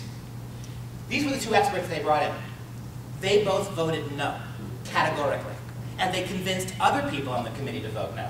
Stonsky said, and I quote, "These standards will set our kids 2 years behind. In 2 years, they're already behind the rest of the world in reading, writing, and comprehension." And Milgram said, quote, "It is an absolute joke to think that Common Core math will prepare your kids for college-ready math or for STEM careers, science, technology, engineering, and math. An absolute joke," he said. Not only did they both vote no, I'll give you a story from Milgram. When Milgram showed up, he said, "Okay, you keep claiming that Common Core math has been internationally benchmarked, that you've done a lot of work, you compared this curriculum to all the high-achieving math countries." So Milgram said, "Show me your math. How did you do it? What did you do? What was the test?" And so for the entire month they sat on the committee, the Common Core people didn't produce a single shred of evidence that Common Core has ever been formally benchmarked against anything. In fact, nobody's ever seen any evidence it has. It's one of the reasons why they voted no. It was pretty shocking. And so what happened? Not only did Milgram and Stotsky vote no, which they were paid to do, whatever they wanted to do, they convinced other people in the committee to vote no. Common Core Validation Committee, they went and wrote all the objections of Milgram and Stotsky and the dissenters completely out of the final document. There's no mention of them whatsoever. And the remaining people validated them. That was it. That's why Stotsky and Milgram are doing what I'm doing. They're traveling the country talking about, hey, they're lying to you, right? Stotsky's been here. Milgram, you can get them here. They'll come and talk to you. We had both of them testify in Wisconsin at our 4 state hearings. And when I give you that website at the end, you can go to it free of charge. No one's going to ask you for money. No one's going to data mine you. You can go to that website and you can watch Milgram and Stotsky testify for 2 hours each before the Wisconsin State House. When Milgram gets done talking about why the math is going to fail, there's a quick pan out to the entire committee, Democrats and Republicans, and they all got their hands in their head. Right? It was a priceless moment.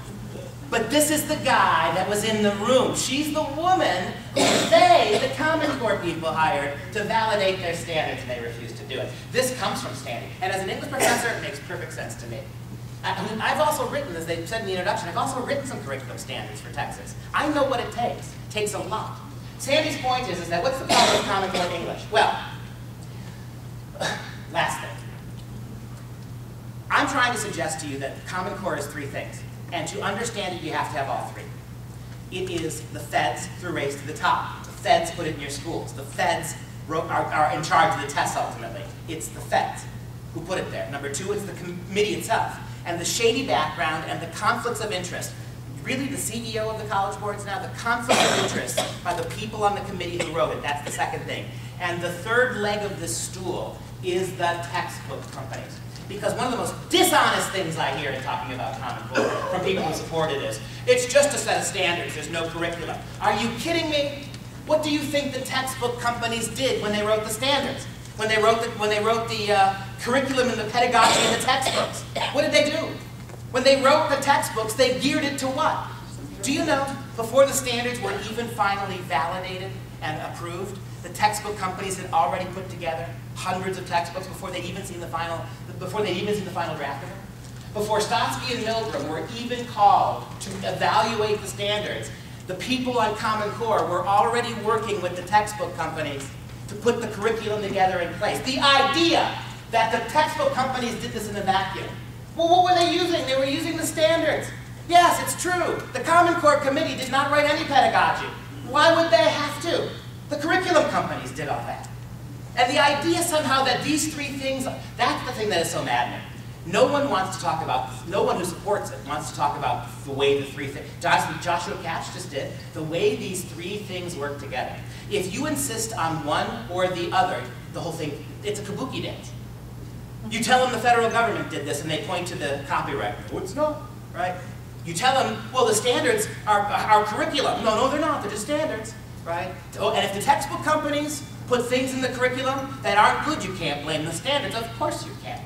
Everything written by the textbook companies is geared and aligned with the standards. Well, in Common Core English, it's mandated that up to 50% of the literature that your kids used to get in English class, up to 50% of that literature is pulled out and it's replaced with informational texts.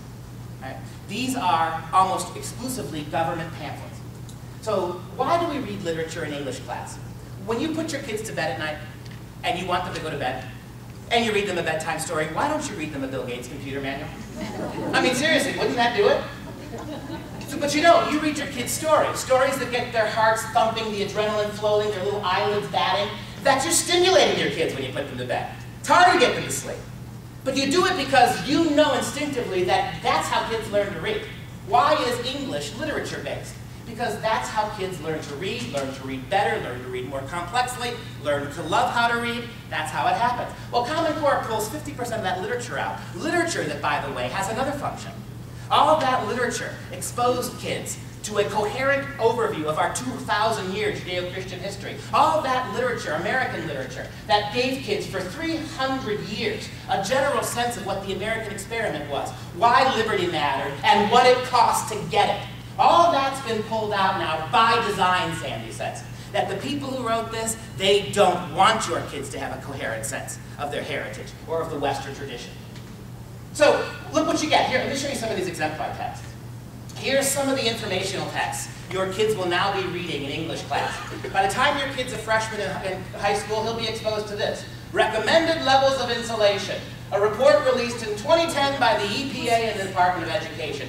It is a regulatory treatise on the environmentally correct way to insulate a building based on the EPA's recommendations. Is that the kind of thing that's going to get your kid to want to read more? Is that the kind of thing that's going to hold her attention? How about the science? And notice what they're doing. English isn't even about literature, art, reading anymore. It's about technical things. How about this next one for 10th graders? President Obama's own executive order, 13423, strengthening federal, environmental, energy, and transportation management. It's an executive order circumventing Congress and asserting his will over what he wants in the private sector here. And by the way, and Sandy is a good Yankee New England Democrat. She's no Republican. But her point is exactly right. The problem with this is it's indoctrination. Nothing challenges the government on this. She estimates that about 40% of the exemplar informational texts deal with man-made global warming. And there is no other way of seeing it. And in the documents that these kids read, starting in grades as young as 3rd grade, it is always America's fault, always. Before I came here, right before I came here, I gave a last talk in Wisconsin. And as soon as she sends it to me, I'm going to put it up on a slide. There was a young mom in the audience when we talked about this. She held up 100 pages that her kids were reading in 3rd grade. It was 100 pages, about 16 different short stories. And the premise of the short stories was, what happens when America destroys the planet through global warming? And the entire literature was apocalyptic. And the whole point was that after we, not anybody else, we destroy the planet, there's going to be all this rape and incest and cannibalism, sickeningly graphic. For 3rd graders, right? And as Sandy points out, there is no balance to this. How about the long essay, The Evolution of the Grocery Bag? Spoiler alert, in case you want to go home and read it. Paper and plastic are both bad, and it's America who's destroying the planet. Over and over again, you look at the exemplar text, they're this kind of stuff. There is no ideological balance. As Sandy says, going back, what are you going to get? Way more indoctrination within what your kids are reading, and much less development of what English used to be about. Characters, morals, ethic, historical context, cultural context. More informational texts and less classic literature. We also know that kids learn how to write well only after they first know how to read well. When you go to learn a foreign language, you don't start writing it. You have to read it. You have to get vocabulary and syntax. Well, at every grade level, Common Core lowers the overall level of reading by 50% and elevates the overall level of writing by 50%. So consequently, kids are writing more than they're reading at every age level. And ask yourself this, if they're not reading anything, and they're certainly not reading anything substantive, what in the world are they writing about? Maybe you get the example like the one that went viral from my state, Wisconsin, about 8 months ago. Little 4th graders were sent home, 4th or 3rd grade, I think it was 4th graders, were sent home with the following essay question. Tell us how the state is just like the family, but better. That is the question they got. And I'll say this, if you put a gun to my head and made me give you one word, just one word to describe Common Core, that would be it. It's statism. Every aspect of this curriculum is designed to convince kids that they belong first and foremost to the government. Everything about this curriculum, and you're going to see it in math in just a second, separates kids from parents, inserts itself between them. Right? All of this garbage they're getting from the federal government, right? And there's nothing to balance it out. Even if you think global warming is real and America's the culprit, there is nothing, and you're giving this to kids as young as 2nd, 3rd, and 4th grade. I remember in the 70s, when I was a little kid in middle school, I was in 2nd grade in 1976. I remember distinctly, when I was in 2nd grade, I was 6 years old. I remember being scared to death by my teacher because that's when the Ice Age was coming. I don't know if you remember that or not. I remember being in 2nd grade, and I remember hearing about this Ice Age. We were destroying the planet, this Ice Age. And so at 6 years old, all I could imagine, because I was 6, is this 6-mile-high glacier in about 5 minutes was going to push me and my whole family into the ocean. We were going to drown. Because that's what they made me believe. And fast forward 40 years, and what are kids getting in kindergarten, 1st and 2nd grade? They're getting Al Gore's Inconvenient Truth, right? Why is that in your kids' schools? My God. Remember the brouhaha that was in schools all across the country? Young kids, and your 6-year-olds would come home, your 7-year-olds would come home, and talk about how we're drowning the polar bears? Because there's one clip in that movie that shows a polar bear standing on a little cap, just a little square of ice, and there's water all around. And so, of course, the implication is that poor polar bear is going to drown, because when that little bit of ice melts, he's done. Nowhere in the movie does it talk about the fact that polar bears can swim 150 miles. Nowhere in the movie does it talk about the fact that there are more polar bears alive today than at any time in the last 100 years when we've measured them. Nowhere in the movie does it tell you that there are so many polar bears that they're getting in trouble and getting killed because there's not enough food for them. Nowhere does it tell you that. It's the one-sided nature of this. And what are you doing, Sandy says? You're not teaching kids anything. You're just terrifying them into the kind of political activists you want them to be. And that's English. Oh, and the last thing Sandy points out, and of what literature remains in Common Core, of that little that remains relatively, why is so much of it sexually and developmentally inappropriate? There's a table right back there that has 4 or 5 of these books. You can go look for yourself. The ladies brought them in. This is one of them. This is Toni Morrison's The Bluest Eye. We wouldn't teach this book to college freshmen. She's a great writer, Toni Morrison. She won a Nobel Prize, great African-American novelist, but we wouldn't teach this book. This is a book about a 12-year-old girl who is the victim of rape and incest and comes to bond with her rapist and writes in exceedingly graphic detail about the nature of their sexual encounters. This is one of about 36 books Sandy has pulled out of Common Core exemplar texts that are graphic for high school this way. Black Swan is back there, Dreaming in Cuban's another one, they're back there. And I'm going to show you, I blocked out all the bad words, but take a quick look. These are some of the passages from that book. I mean, I got them small on purpose. I'm not going to leave it up there long. If you want to see the whole thing, you can get them online. This book has been in classrooms as young as 8th grade as part of Common Core textbooks. It's been in Catholic schools, this book, as young as freshmen in high school. Not every book, exemplar book in Common Core does this, but why do so many of them do? And Sandy, there's Sandy, she asked the question. Yes, why she voted no? We need to explore. Why so many of these exemplars are out of place? Not just in the subject area Common Core placed them, but in the high school curriculum altogether. And then you get, for the younger kids, it's not pornography. Any of you see, well, how about that guy in New Hampshire who got called away in handcuffs for simply protesting the pornography in his middle school English books, right? The softcore pornography. And that's how one teacher described it. Softcore pornography in the English textbooks, right? And he ended up going to jail over it. And how about that other famous assignment that hit the news just a couple weeks ago? Remember the one where the 5th grader went, I think it was a 5th grader, she came home and she brought up this assignment and she was given 8 or 10 sentences. You had to read a paragraph. And then you had to determine, you had to write down what the main topic of the paragraph was from those 8 sentences. And the paragraph read something like this, I'm paraphrasing now, you can find it online. Paragraph read something like this. Janie's mom comes home from work. And Janie's mom finds that once again, Janie's dad forgot to make the bed. So as Janie's mom is making the bed, she discovers a hair beret between the sheets that is not her hair beret. And 8 sentences later, these 5th graders are supposed to conclude that dad's having an adulterous affair in mom's bed. That's what they have to conclude from that paragraph. So the little kids aren't quite getting this, but they're getting apocalyptic stuff, they're getting all this other stuff. And I'm going to leave, in 5 minutes I will answer the question why it's in there. In 5 minutes, in talking to Sandy, we'll answer that question. But real quick before we do that, how about math? Well, I already told you that Professor Milgram could not get them to turn over their data. You know, Milgram was there to do a mathematical analysis and they gave him no mathematical data. None. 0. And so when we talked to him about this, why? I mean, if you've been paying attention at all to Common Core, you understand how convoluted a lot of the assignments are, how needlessly obfuscated they are. And I understand. If you think you're doing a new kind of math, fine, do it. But why aren't you also teaching them the old way? Right? The thing that's so frustrating about Common Core math, and Milgram points this out, is you can't do it the old way. You get penalized, punished for it. You can only do it the new way. Right? And that's a problem. So he pointed this video out to me. This woman is a community organizer from Chicago. Can't make that up. And she's talking to a group of Illinois high school math teachers about the philosophy behind Common Core, and here's what she said. But even under the new Common Core, even if they said 3 times 4 was 11, if they were able to explain their reasoning and explain how they came up with their answer really in words and oral explanations, and they showed it in the picture but they just got the final number wrong, we're really more focusing on the how and the way we That's right.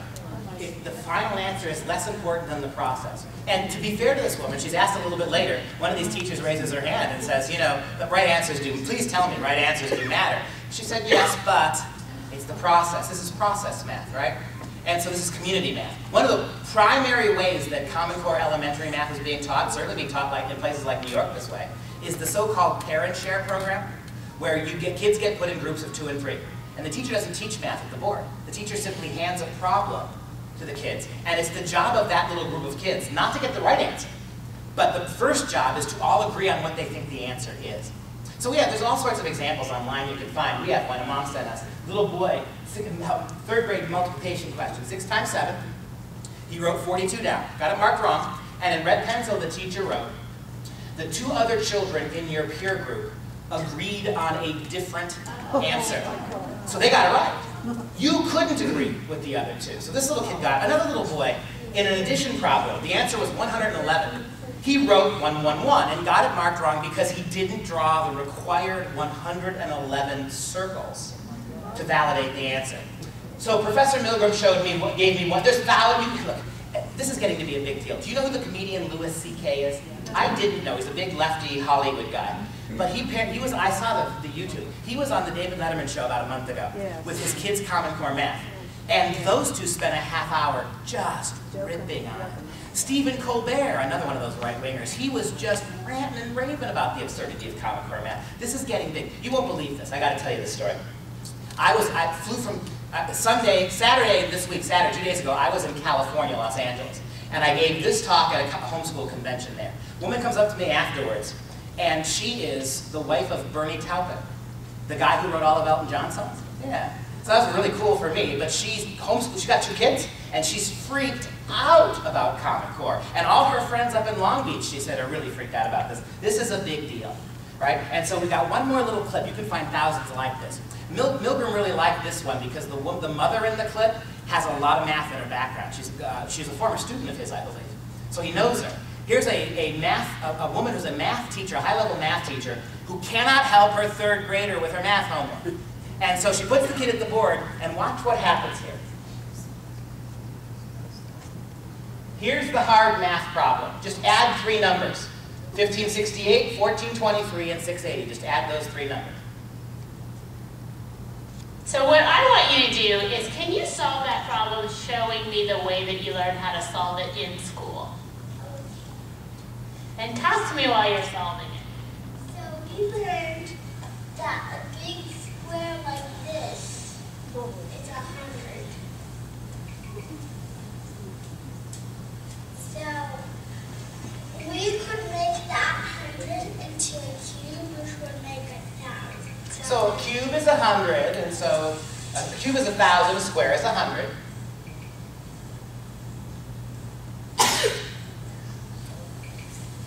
So let's just say that's 1,000. And now we still have to do 500. Could make that into 5 sheets. Do you notice how nobody's adding anything? This is just what you have to do to get the number on the board. And we have 60, which are just lines. Lines equal 10s, dots equal 1s.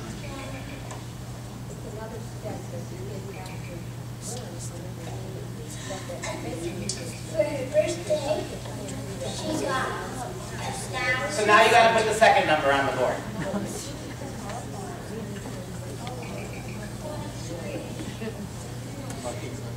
The dots represent 1. Okay.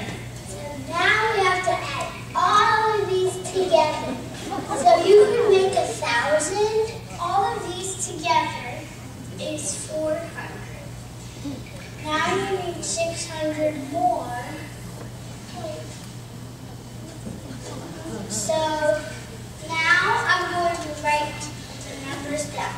So we have 1,000 plus, well, let's just say 3,000 because we have 3 cubes.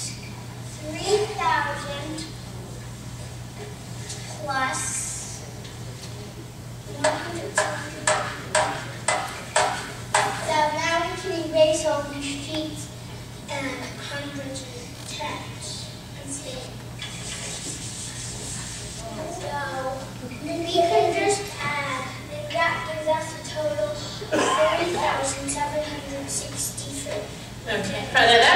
solved took about 8 minutes. 8 minutes. Okay. That's what we're doing in school. But at home, I'm taught how to stack. And we're not allowed to do stacking in school. That's why we have You are not allowed to do stacking in school. So I'm going to stack these numbers, which is way easier. Old way. What are you thinking? You're looking at your problems. I got 2 different answers. You got 2 different answers. What do you think happened? Maybe I counted wrong. Looks like you did the stacking correctly, and that took you about a minute. So I think I did something messed up on this sheet. What do you think happened?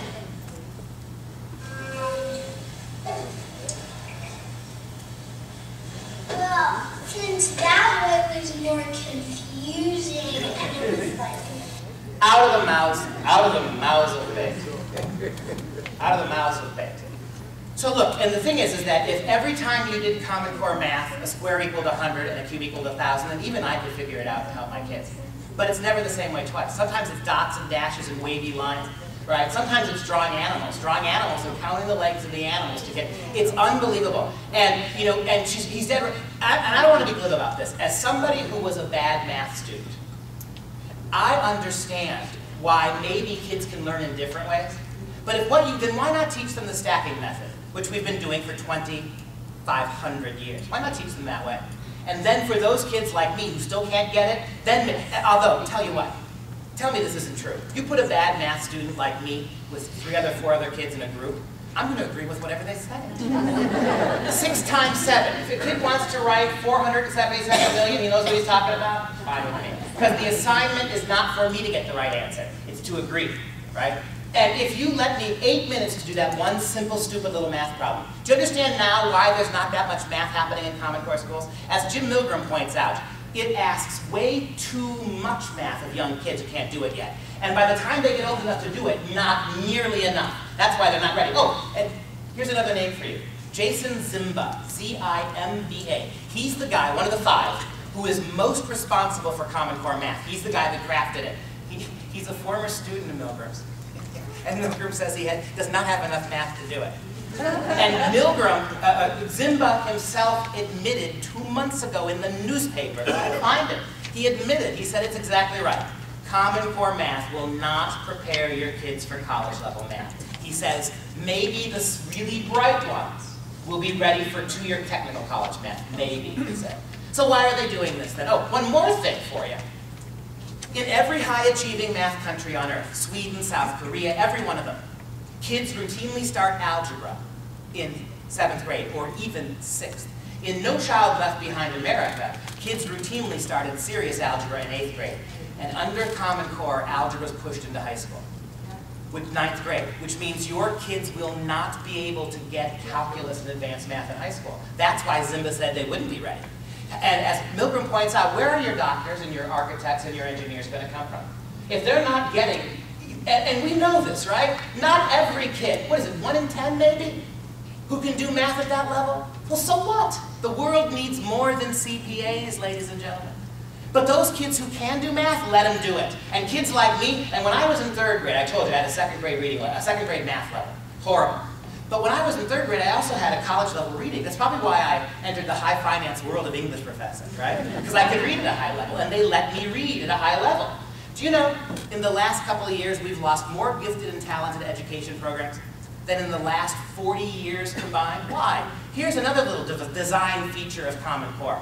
You understand that if the standard's all that matters, we cannot have kids accelerating the standards any more than we can have them falling behind them.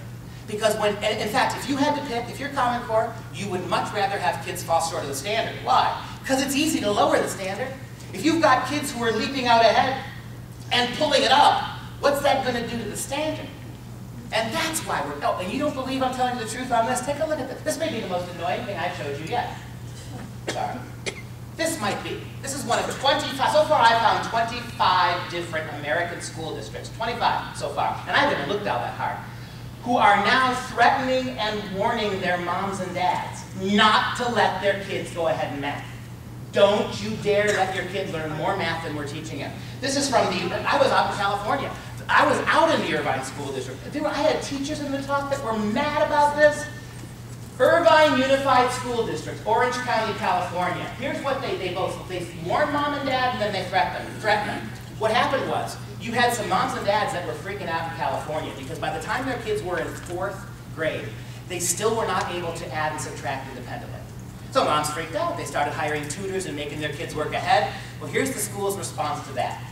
The links on this page are intended to support the classroom instruction that your child receives from his teacher. It is not appropriate to go ahead of the classroom instruction or to use this site, to have your child work on math that is intended for use in subsequent grades. That's the warning. Here's the threat. Your child's math instruction and placement will not change as a result of working ahead. This means that your child will continue to work in the grade level appropriate math regardless of any work that is done and turned in. I don't care if your kid can do calculus. He's going to stay drawing cubes and squares with the rest of the 3rd graders. And imagine what would that have done to the one thing I could do, read and write. What would that have done to me if in 3rd grade they kept making me read Beezus and Ramona for the next 5 years? And what's this going to do to those kids? As Milgram points out, this is community math. It is not math designed to let kids who can do it excel. It is math designed, social justice math. It is designed to give everybody a little bit of math and they all feel comfortable with it. It's not designed to allow the kids who can really do it excel.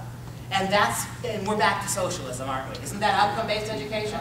Right? Communism's a better word for it. That blows me away. And there are dozens of other schools that are warning their kids the same way. You've got American schools now telling kids not to work ahead. And if you do, you won't get credit for it.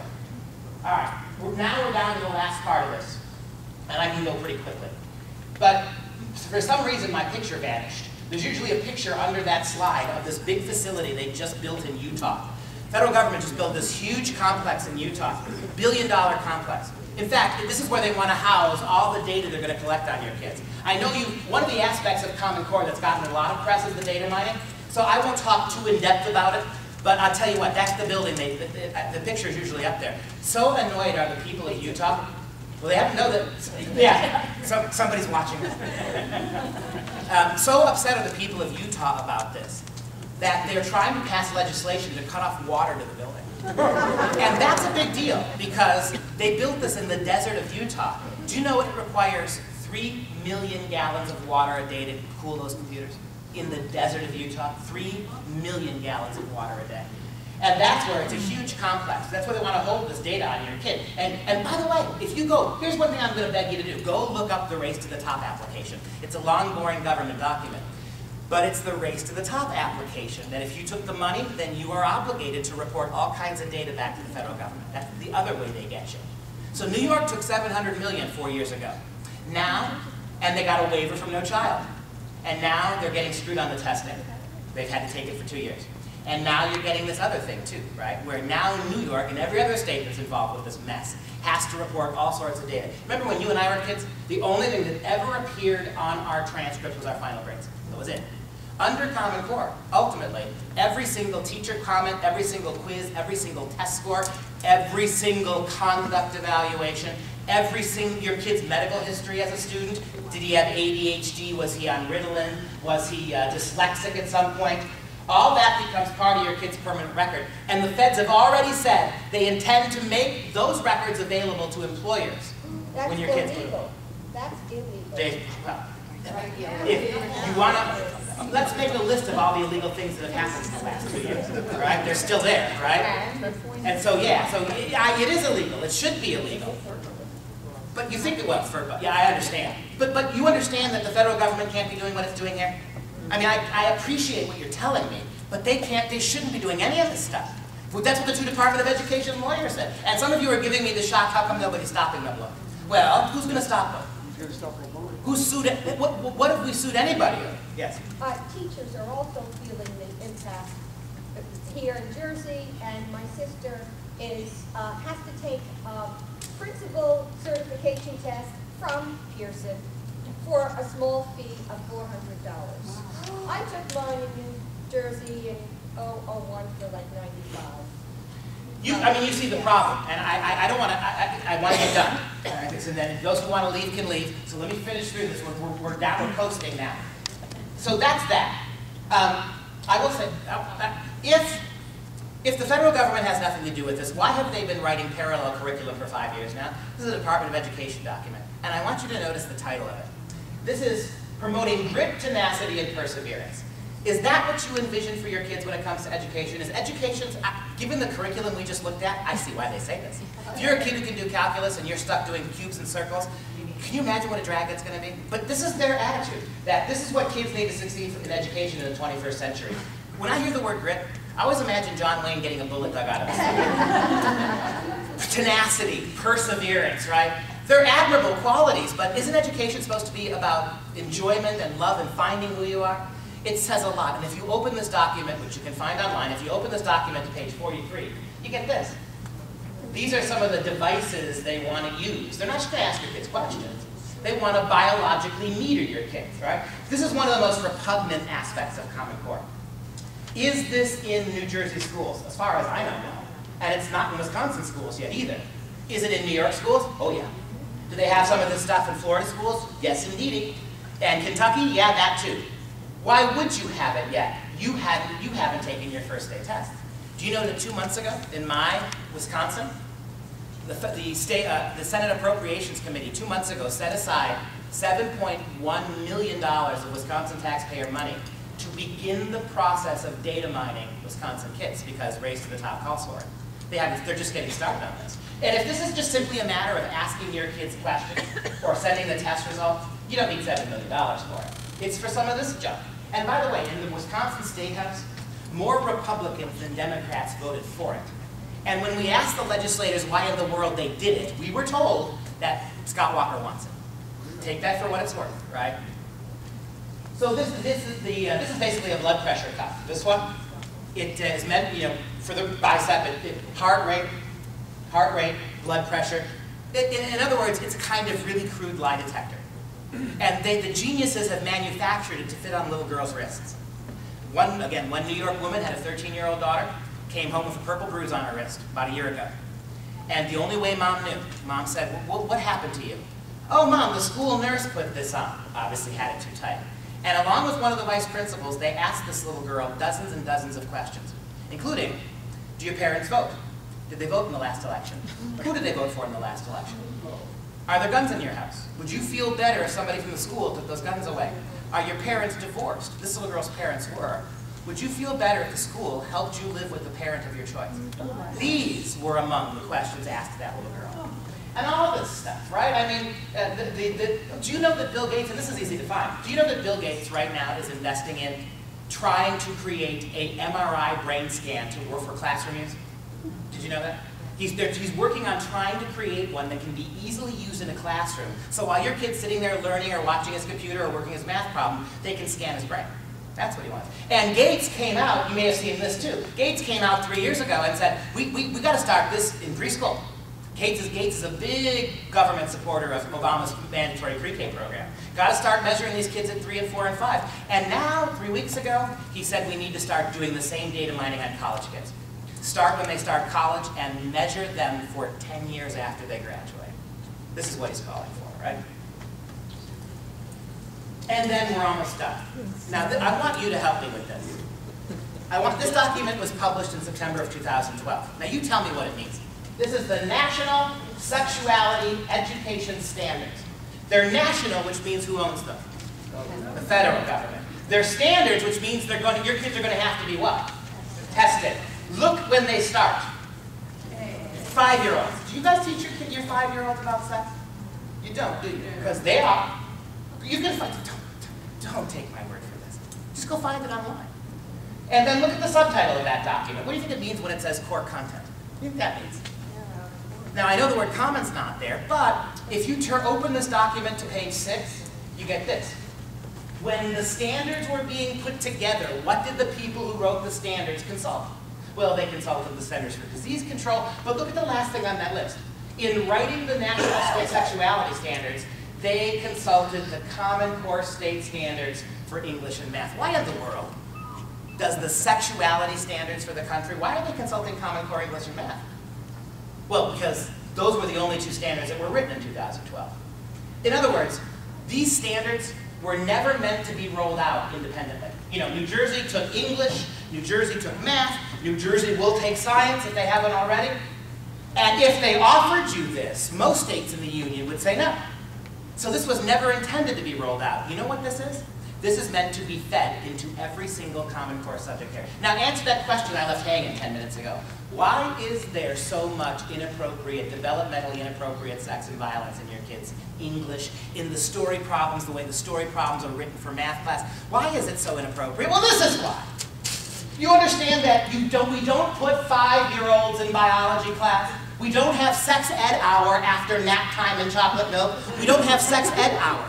If you're going to get your kids at age 5 to these standards, they've got to make it part of every single other aspect of the curriculum. And if you don't think this is Common Core, then when they wrote this in 2012, there were a whole bunch of other things that we had. We had a non-Common Core science curriculum. We had a non-Common Core history curriculum. How come they don't cite those? How come when they wrote the sexuality standards, the only two things they consulted were the Common Core English and the Common Core Math? Now you can say, it is Common Core, and you can say it very well might be, but the one thing you can't honestly say is that it's not. And so what do they do with your kids in this stuff? They break them up into 3-year cycles. 5, 6, 7-year-olds, test. 8, 9, 10-year-olds, test. So let me show you some of the standards that your 7-year-old daughter's going to have to meet. And I'll go one step further. I'll tell you, I have very seldom done this. This is only the second time in this talk so far that I'm giving you my particular opinion.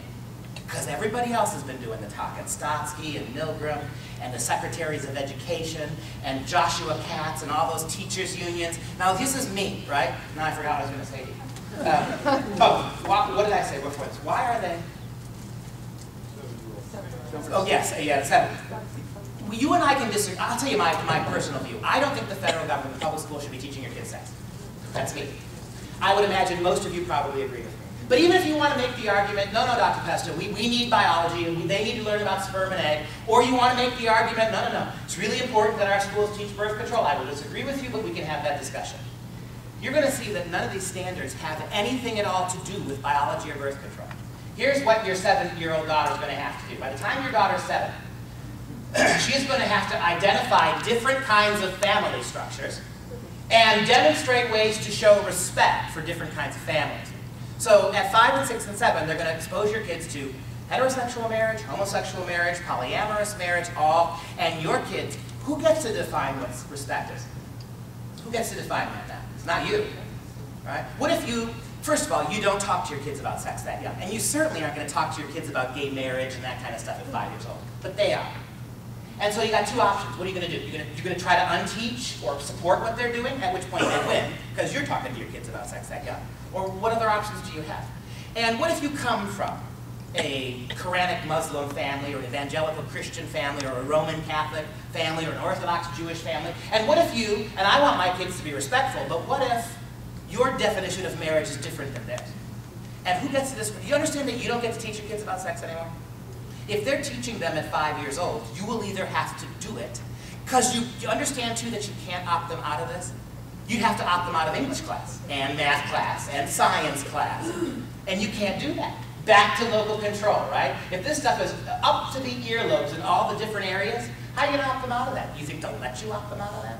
They have just taken, this is pure sociology. This isn't biology. This isn't birth control. This is sheerly them now deciding what your kids will learn and when they will learn them. And they're going to have national standards so that all kids, now all 5 and 6 and 7-year-olds now, have been acclimated to think the same way. You understand, when you're teaching kids that young, you're talking to kids that young about this, you're not teaching them anything. You're encoding it on their brains. You're not teaching them anything. You're brainwashing them. And so how about this? By the time your daughter's 7, she will describe differences and similarities in how boys and girls may be expected to act. Because, you know, if even math numbers and right answers aren't a big deal, then there's no such thing as gender. Biology isn't true either. There's no such thing as gender. It's all a social construct. Right? There are no boys and there are no girls. We're all just some kind of malleable, some sliding scale of gender and biology. But again, even if you're sympathetic to that worldview, how does a 6-year-old process this? And look at this next one. I wouldn't ask a ridiculously open-ended question like this to my PhD students, let alone a 7-year-old. You're going to have to provide examples of how friends, family, media, society, and culture influence ways boys and girls think they should act. So you're going to send your 6-year-old to the internet on a sex or gender study. Because I assume that's where they're getting their information from. Do you understand how this is a complete... even if you think these are all good things for your kids to know, well, you should be the ones to teach them, shouldn't you? At your time and in your way, according to your values. What does any of this have to do? For 40 years, this is the big lie. We've been told what I just said. Got to give our kids basic biology. Got to protect our... First, again, teach them about sperm and egg and sex and body part names. Had to do that. And when we did that, what happened? Kids started playing around with sex a lot more. And so then, because we taught them all about what it was and how it worked, they started doing it. And so then when they started doing it, well, we had to give them birth control. And we had to provide them with contraception, teach them how to use it. And then we did that. And now you're in a position where now you're just purely social engineering. How about for by the time your son is 10? Before your kid hits puberty, by the time he's 10, look at the second one on the list. Your son will, by the time he's 10, define sexual orientation as the romantic attraction of an individual to someone of the same gender or someone of a different gender. That's the national standard. Your kid's going to have to meet it. And I assume some of you think that's perfectly fine. Some of you don't. But again, why is the government doing this? And why is the government using Common Core, English, and math, and science to push this junk on your kids? You see what I meant when I said statism? If you've got to give me one word for this, I would say that's it. And even more disturbing than the standards themselves, and you can, they're 40 pages long. I can't even get all the grossness into this. Go look up them online. But even worse than the standards is how they're going to teach them to your kids. This comes directly from that part of the document. Well, what do we need to teach your kids sex starting at age 5? Well, instruction by qualified sexuality education teachers is essential for student achievement. So if your young daughter wants to be a math teacher, high school math teacher or middle school English teacher, and she's going to be responsible for also having to teach these standards, then guess what they're going to have to start doing? They're going to have to start training your kids to teach sex through math or sex through literature. And do you understand now why they pick the books they pick that are in the stories? How about this one? In order to achieve the standard, students need opportunities to engage in cooperative and active learning strategies about the standard. How about this? Sufficient time must be allocated for students to practice skills relating to sexuality education. How about this one? Students need multiple opportunities and a variety of assessment strategies to determine their achievement of the sexuality education standards and performance. That comes right from the document. And if you think I'm cherry-picking the quotes, please go look. They're worse. I didn't have room to put them up there. All right. Now, I got to warn you. We're about 10 minutes from being done, 5 minutes from being done, 10 minutes. Got to warn you. The next thing I'm going to show you is graphic. This is a poster that hangs on a wall at the front of the classroom in a Shawnee, Kansas middle school. Not Madison, Wisconsin, not hippy-dippy Berkeley, California, in the middle of the Bible Belt. This poster, it hangs up at the front of the wall. It's been there every day from the beginning of the semester, from the beginning of school back in August. It was a middle school girl, a 6th grader, who took the picture and brought it home to dad. Here's the poster. And the title of the poster is, How Do People Express Their Sexual Feelings? How do people express their sexual feelings? And do you notice, this is the perfect microcosm of Common Core English. Do you notice how they put talking on there twice? They can't even about spelling, proofreading, what do we care about that? It's about the indoctrination. Now look at this for a second. So, do you know, so simply talking is sexual. Did you know that saying I like you is sexual? Did you know that cuddling on the couch is sex? Did you know that dancing is sex? Did you know that hugging is sex? And look at some of the other things on that list. Number 1, oral sex. How about anal sex? How about, right, you get it. Do you see what this is? For a public school system obsessed with birth control to the point of fetishization, don't you think it's odd that there's not the slightest suggestion that some of those things might lead to pregnancy? Or some of those things might lead to disease? Nothing. They are so far beyond the birth control thing now. This is just a radical mainstream. Do you see what this is? This is telling your kids that they're all the same thing. If you object to any one of those things, you have to object to them all. And if you concede that any one of them is legitimate, you have to take them all too. This is, it was an 11-year-old who took that picture. It's in that classroom. And so even worse than the standard, even worse than this garbage, is the response Dad got from the middle school, right? So here it is. This is Hocker Grove Middle School spokeswoman Leanne Neal from Shawnee, Kansas. And what she says is, the poster that you reference is actually part of our middle school health and science materials. And it is part of our district-approved curriculum. Where did it come from? Well, the national standards, of course. The curriculum it is a part of aligns with the national standards around those topics. And so it stays, and it's still there for those middle school kids. You see, there's nothing biology in this. There's nothing about this that is birth control. It's just social engineering. They are seizing control. And one other thing about the math standards. I asked Milgram this. I think I knew intuitively what the answer was. Why in the world have you created a math curriculum that is obtuse, it can't be figured out, that kids can't get help at home? I got a doctor in Green Bay. She's the only doctor in the last 20 years to get a 100% score on her MCATs for medical school, the math part. And she did it in 8th grade. And she can't help her 5th grade kid with math. Milgram's point was the obvious one. They did that so you couldn't help them. Only the state can help them. Only the school can help them. Only what goes on in the classroom, not you. You can't help them with whatever you think you're teaching your kids about sex, and I assume most of you aren't teaching them anything about it in 5, they're going to supersede this now. And it's the same thing with the math, the books in English, the inability of you to opt out of things, the fact that it's all national now. Go ahead and yell and scream at your teachers at the local schools. It's meaningless because they didn't ask for it and they can't take it out. And if this gets fully implemented, that's what it's going to be, right? How do you fight back against this? And then there's this. Now this book, I got to tell you, so if you're going to quote me on this quote correctly, this book precedes Common Core. It was written in 1998 by Planned Parenthood. But please remember, I'm the one who told you that Common Core is nothing but an extension of what's been there for a long time. It's worse in some ways, it's worse this way, but even if you kill Common Core tomorrow out of your schools, 95% of the problem. I look at Common Core as the really ugly tumor you can see. So by all means, cut it out, but the body's still riddled with this stuff.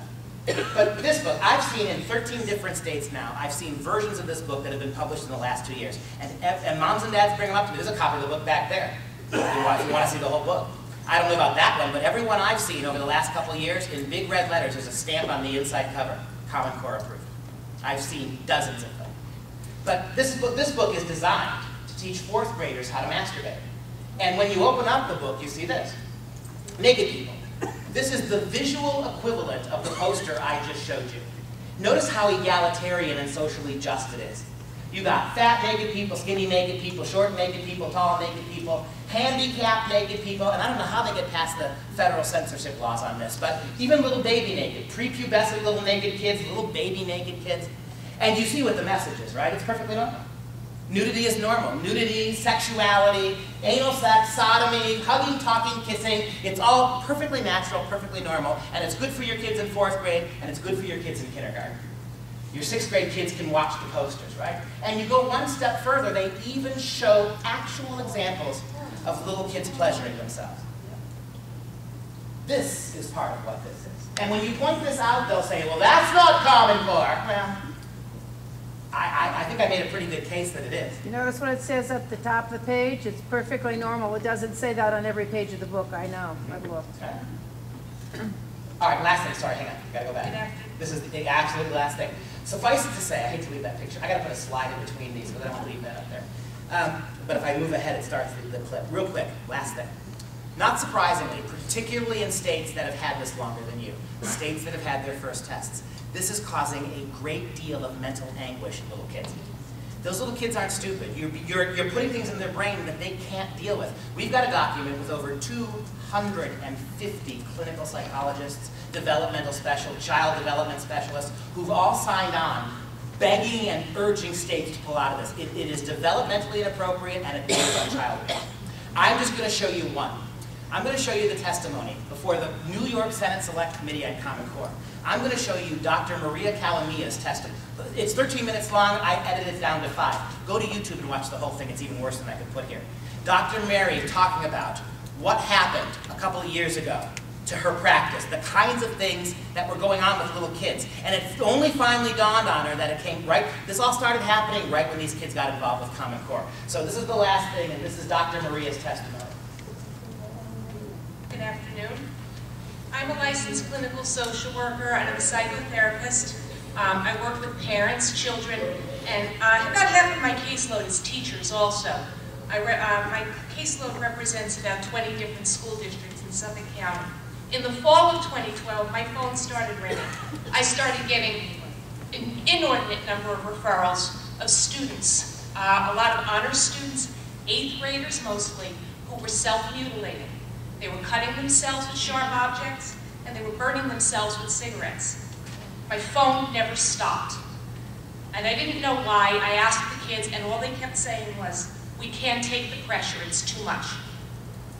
I also started getting a lot of elementary school students referred to me. They were refusing to go to school. They said they felt stupid and that school was too hard. They were throwing tantrums, begging to stay home, and upset to the point of vomiting. I was hearing from parents about kids bringing home homework they couldn't help them with. I was alarmed to hear that in some cases there were no textbooks for the parents to look at, and they had no idea what their children were learning. The teachers were reporting a staggering level of anxiety and depression, and that was when I first heard the term Common Core, and learned about the standards that we now say set the bar so high anyone can walk right under. Everyone was talking about the tests, the tests. As the school year progressed and the tests loomed, my patients were increasing their self-mutilating behaviors. They were complaining of insomnia, panic attacks, loss of appetite, depressed mood, and in one case, suicidal thoughts that resulted in a 2-week hospital stay for an adolescent. We can't regulate biology. Young children cannot engage in the type of critical thinking that the Common Core calls for. That would require a fully developed prefrontal cortex, a part of the brain that is not fully functional until adulthood. The prefrontal cortex is responsible for critical thinking, rational decision-making, and abstract thought, all things that the Common Core requires prematurely.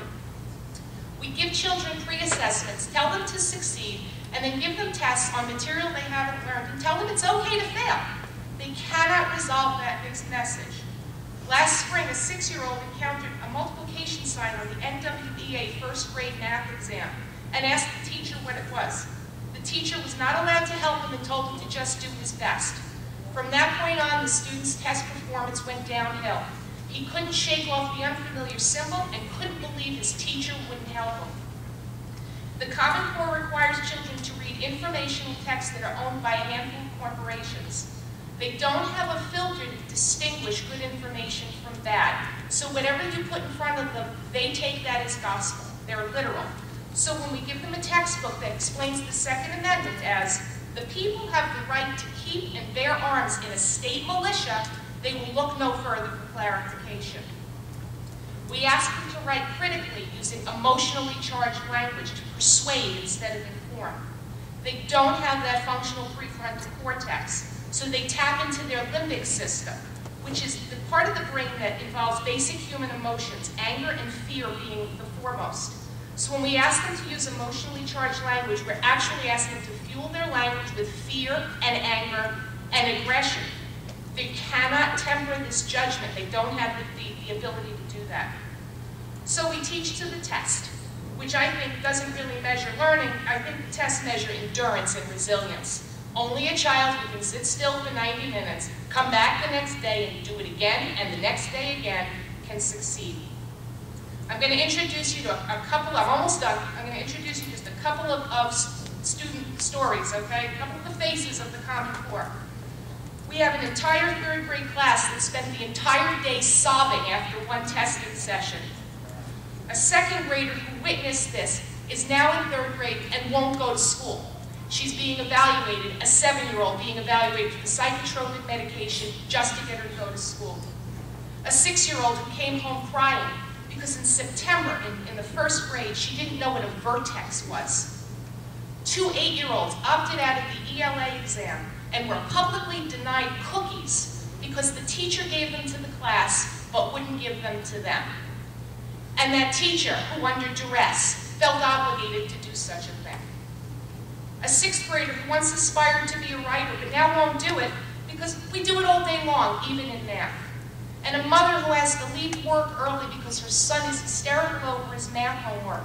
And his CPA grandfather who's babysitting for him can't even help him do it.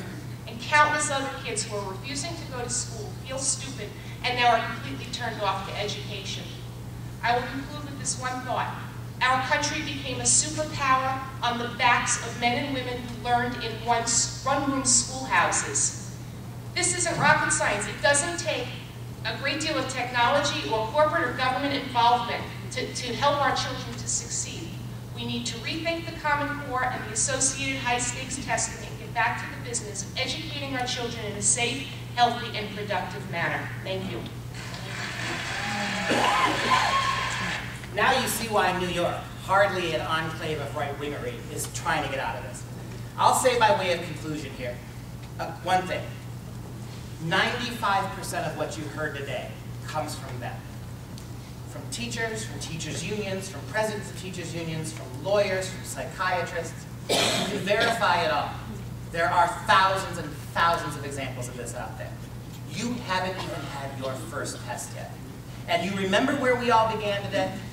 With the vast majority of you utterly in a fog about what this is. And if you think I'm telling you, I'm selling you a bill of goods here, I understand that. I'm the one telling you to fact check me. But go ask them what they say to this. I'll tell you what they're going to say. Well, they're just standards. Well, we have state and local control. And my personal favorite, well, no, I can guarantee you none of this will be in our schools. You notice what you're getting there? Denials, evasions. They're not telling you why it's good, why it matters, why you have to have it. And when they tell you they're superior standards, ask them how they know that. They won't tell you that either. Look, this is where we sit now. It's my personal, these are your kids. And if there's one saving grace in all of this, for the first time in 50 years, moms and dads are upset to the point of being dramatically engaged now. 50 years, for a long time now, we don't go to school board meetings, we don't pay all that much attention. If there's a saving grace in this, there's a lot of people thinking about this now. So this is where we sit. I would be happy to take any questions that you have, and thank you for listening to me today.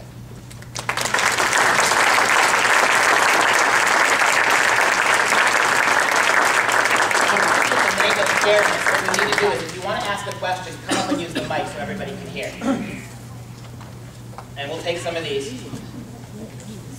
And while we're waiting for this first question, can I get just one more round of applause, please, for the people who let us be here today?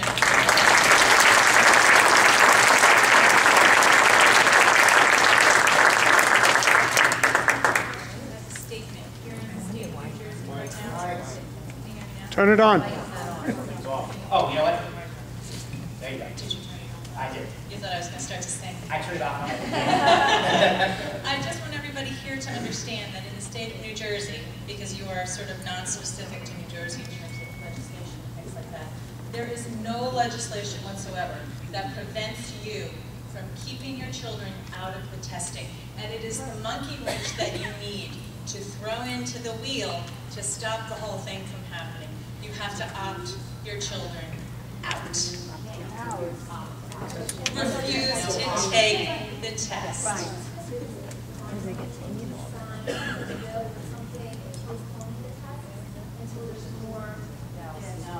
Hasn't happened. Repeat the question. Her question?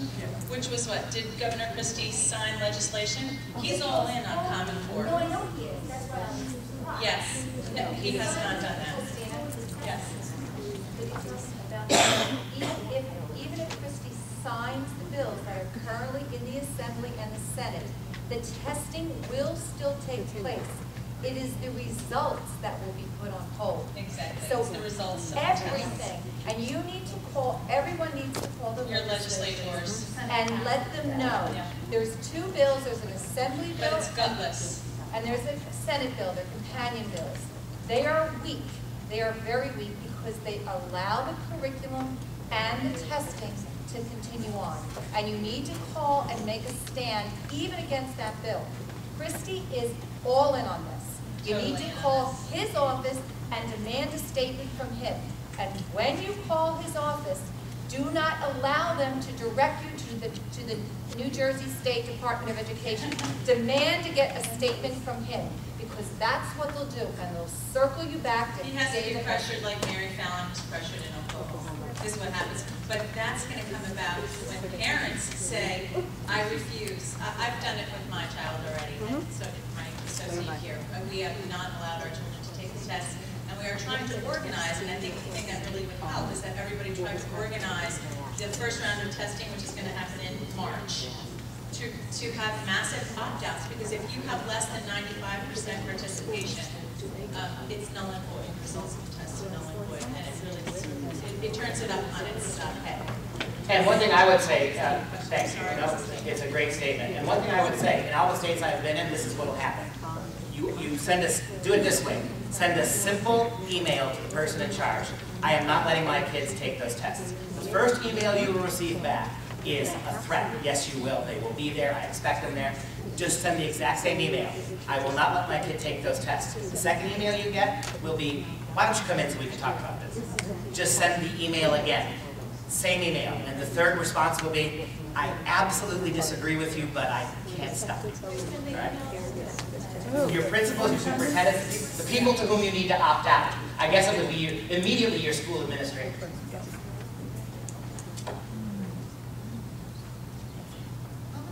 Of you are Wayne parents here. Wayne mothers, raise your hands.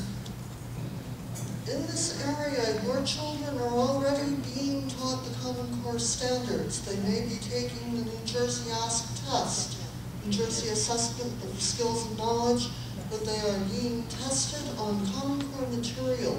They rolled it out here for the 4th graders, sometimes the 5th graders, depending on the school district. They've been doing so since 2008. You Wayne parents, now I'm a writer, I'm an employed writer, and I've been doing a lot of research on the test numbers on the New Jersey Ask tests. I've gone through all the New Jersey school performance reports since 2006. Here in Wayne, your 4th graders in 2006 scored 89.4% on the New Jersey Ask test. In 2007, it was 89.9. In 2013, the score was 68.1%. Only 68.1% of the Wayne students passed that test. And for other school districts, it was even worse. Bloomingdale's scores are deplorable.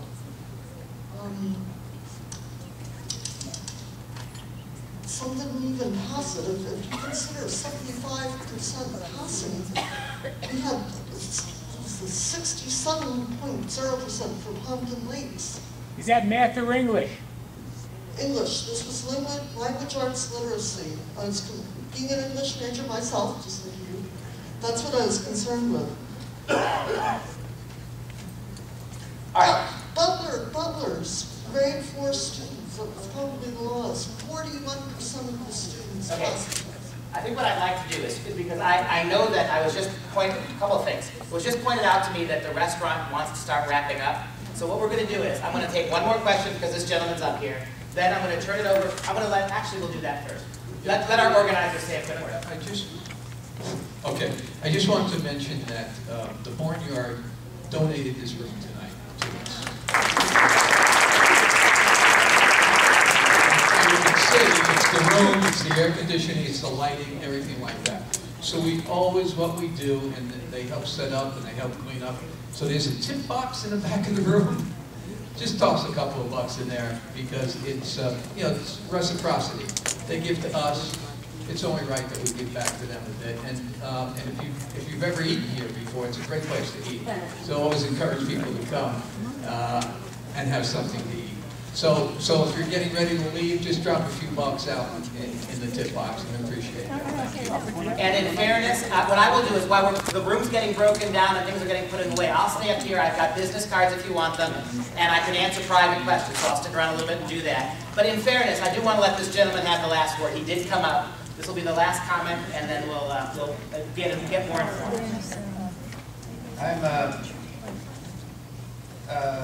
thought, Katie, while you were perusing through that book on child sexuality, I think back there. Yeah, it's so graphic. That is actually illegal in this state and in the federal government. That is child pornography, and it should be prosecuted. I certainly agree with that. So what we're going to do is I want to thank you one last time for being here. There's some really great information. If you want on the back of the tables, I'll stick around here if you want to come up quick and ask some questions. And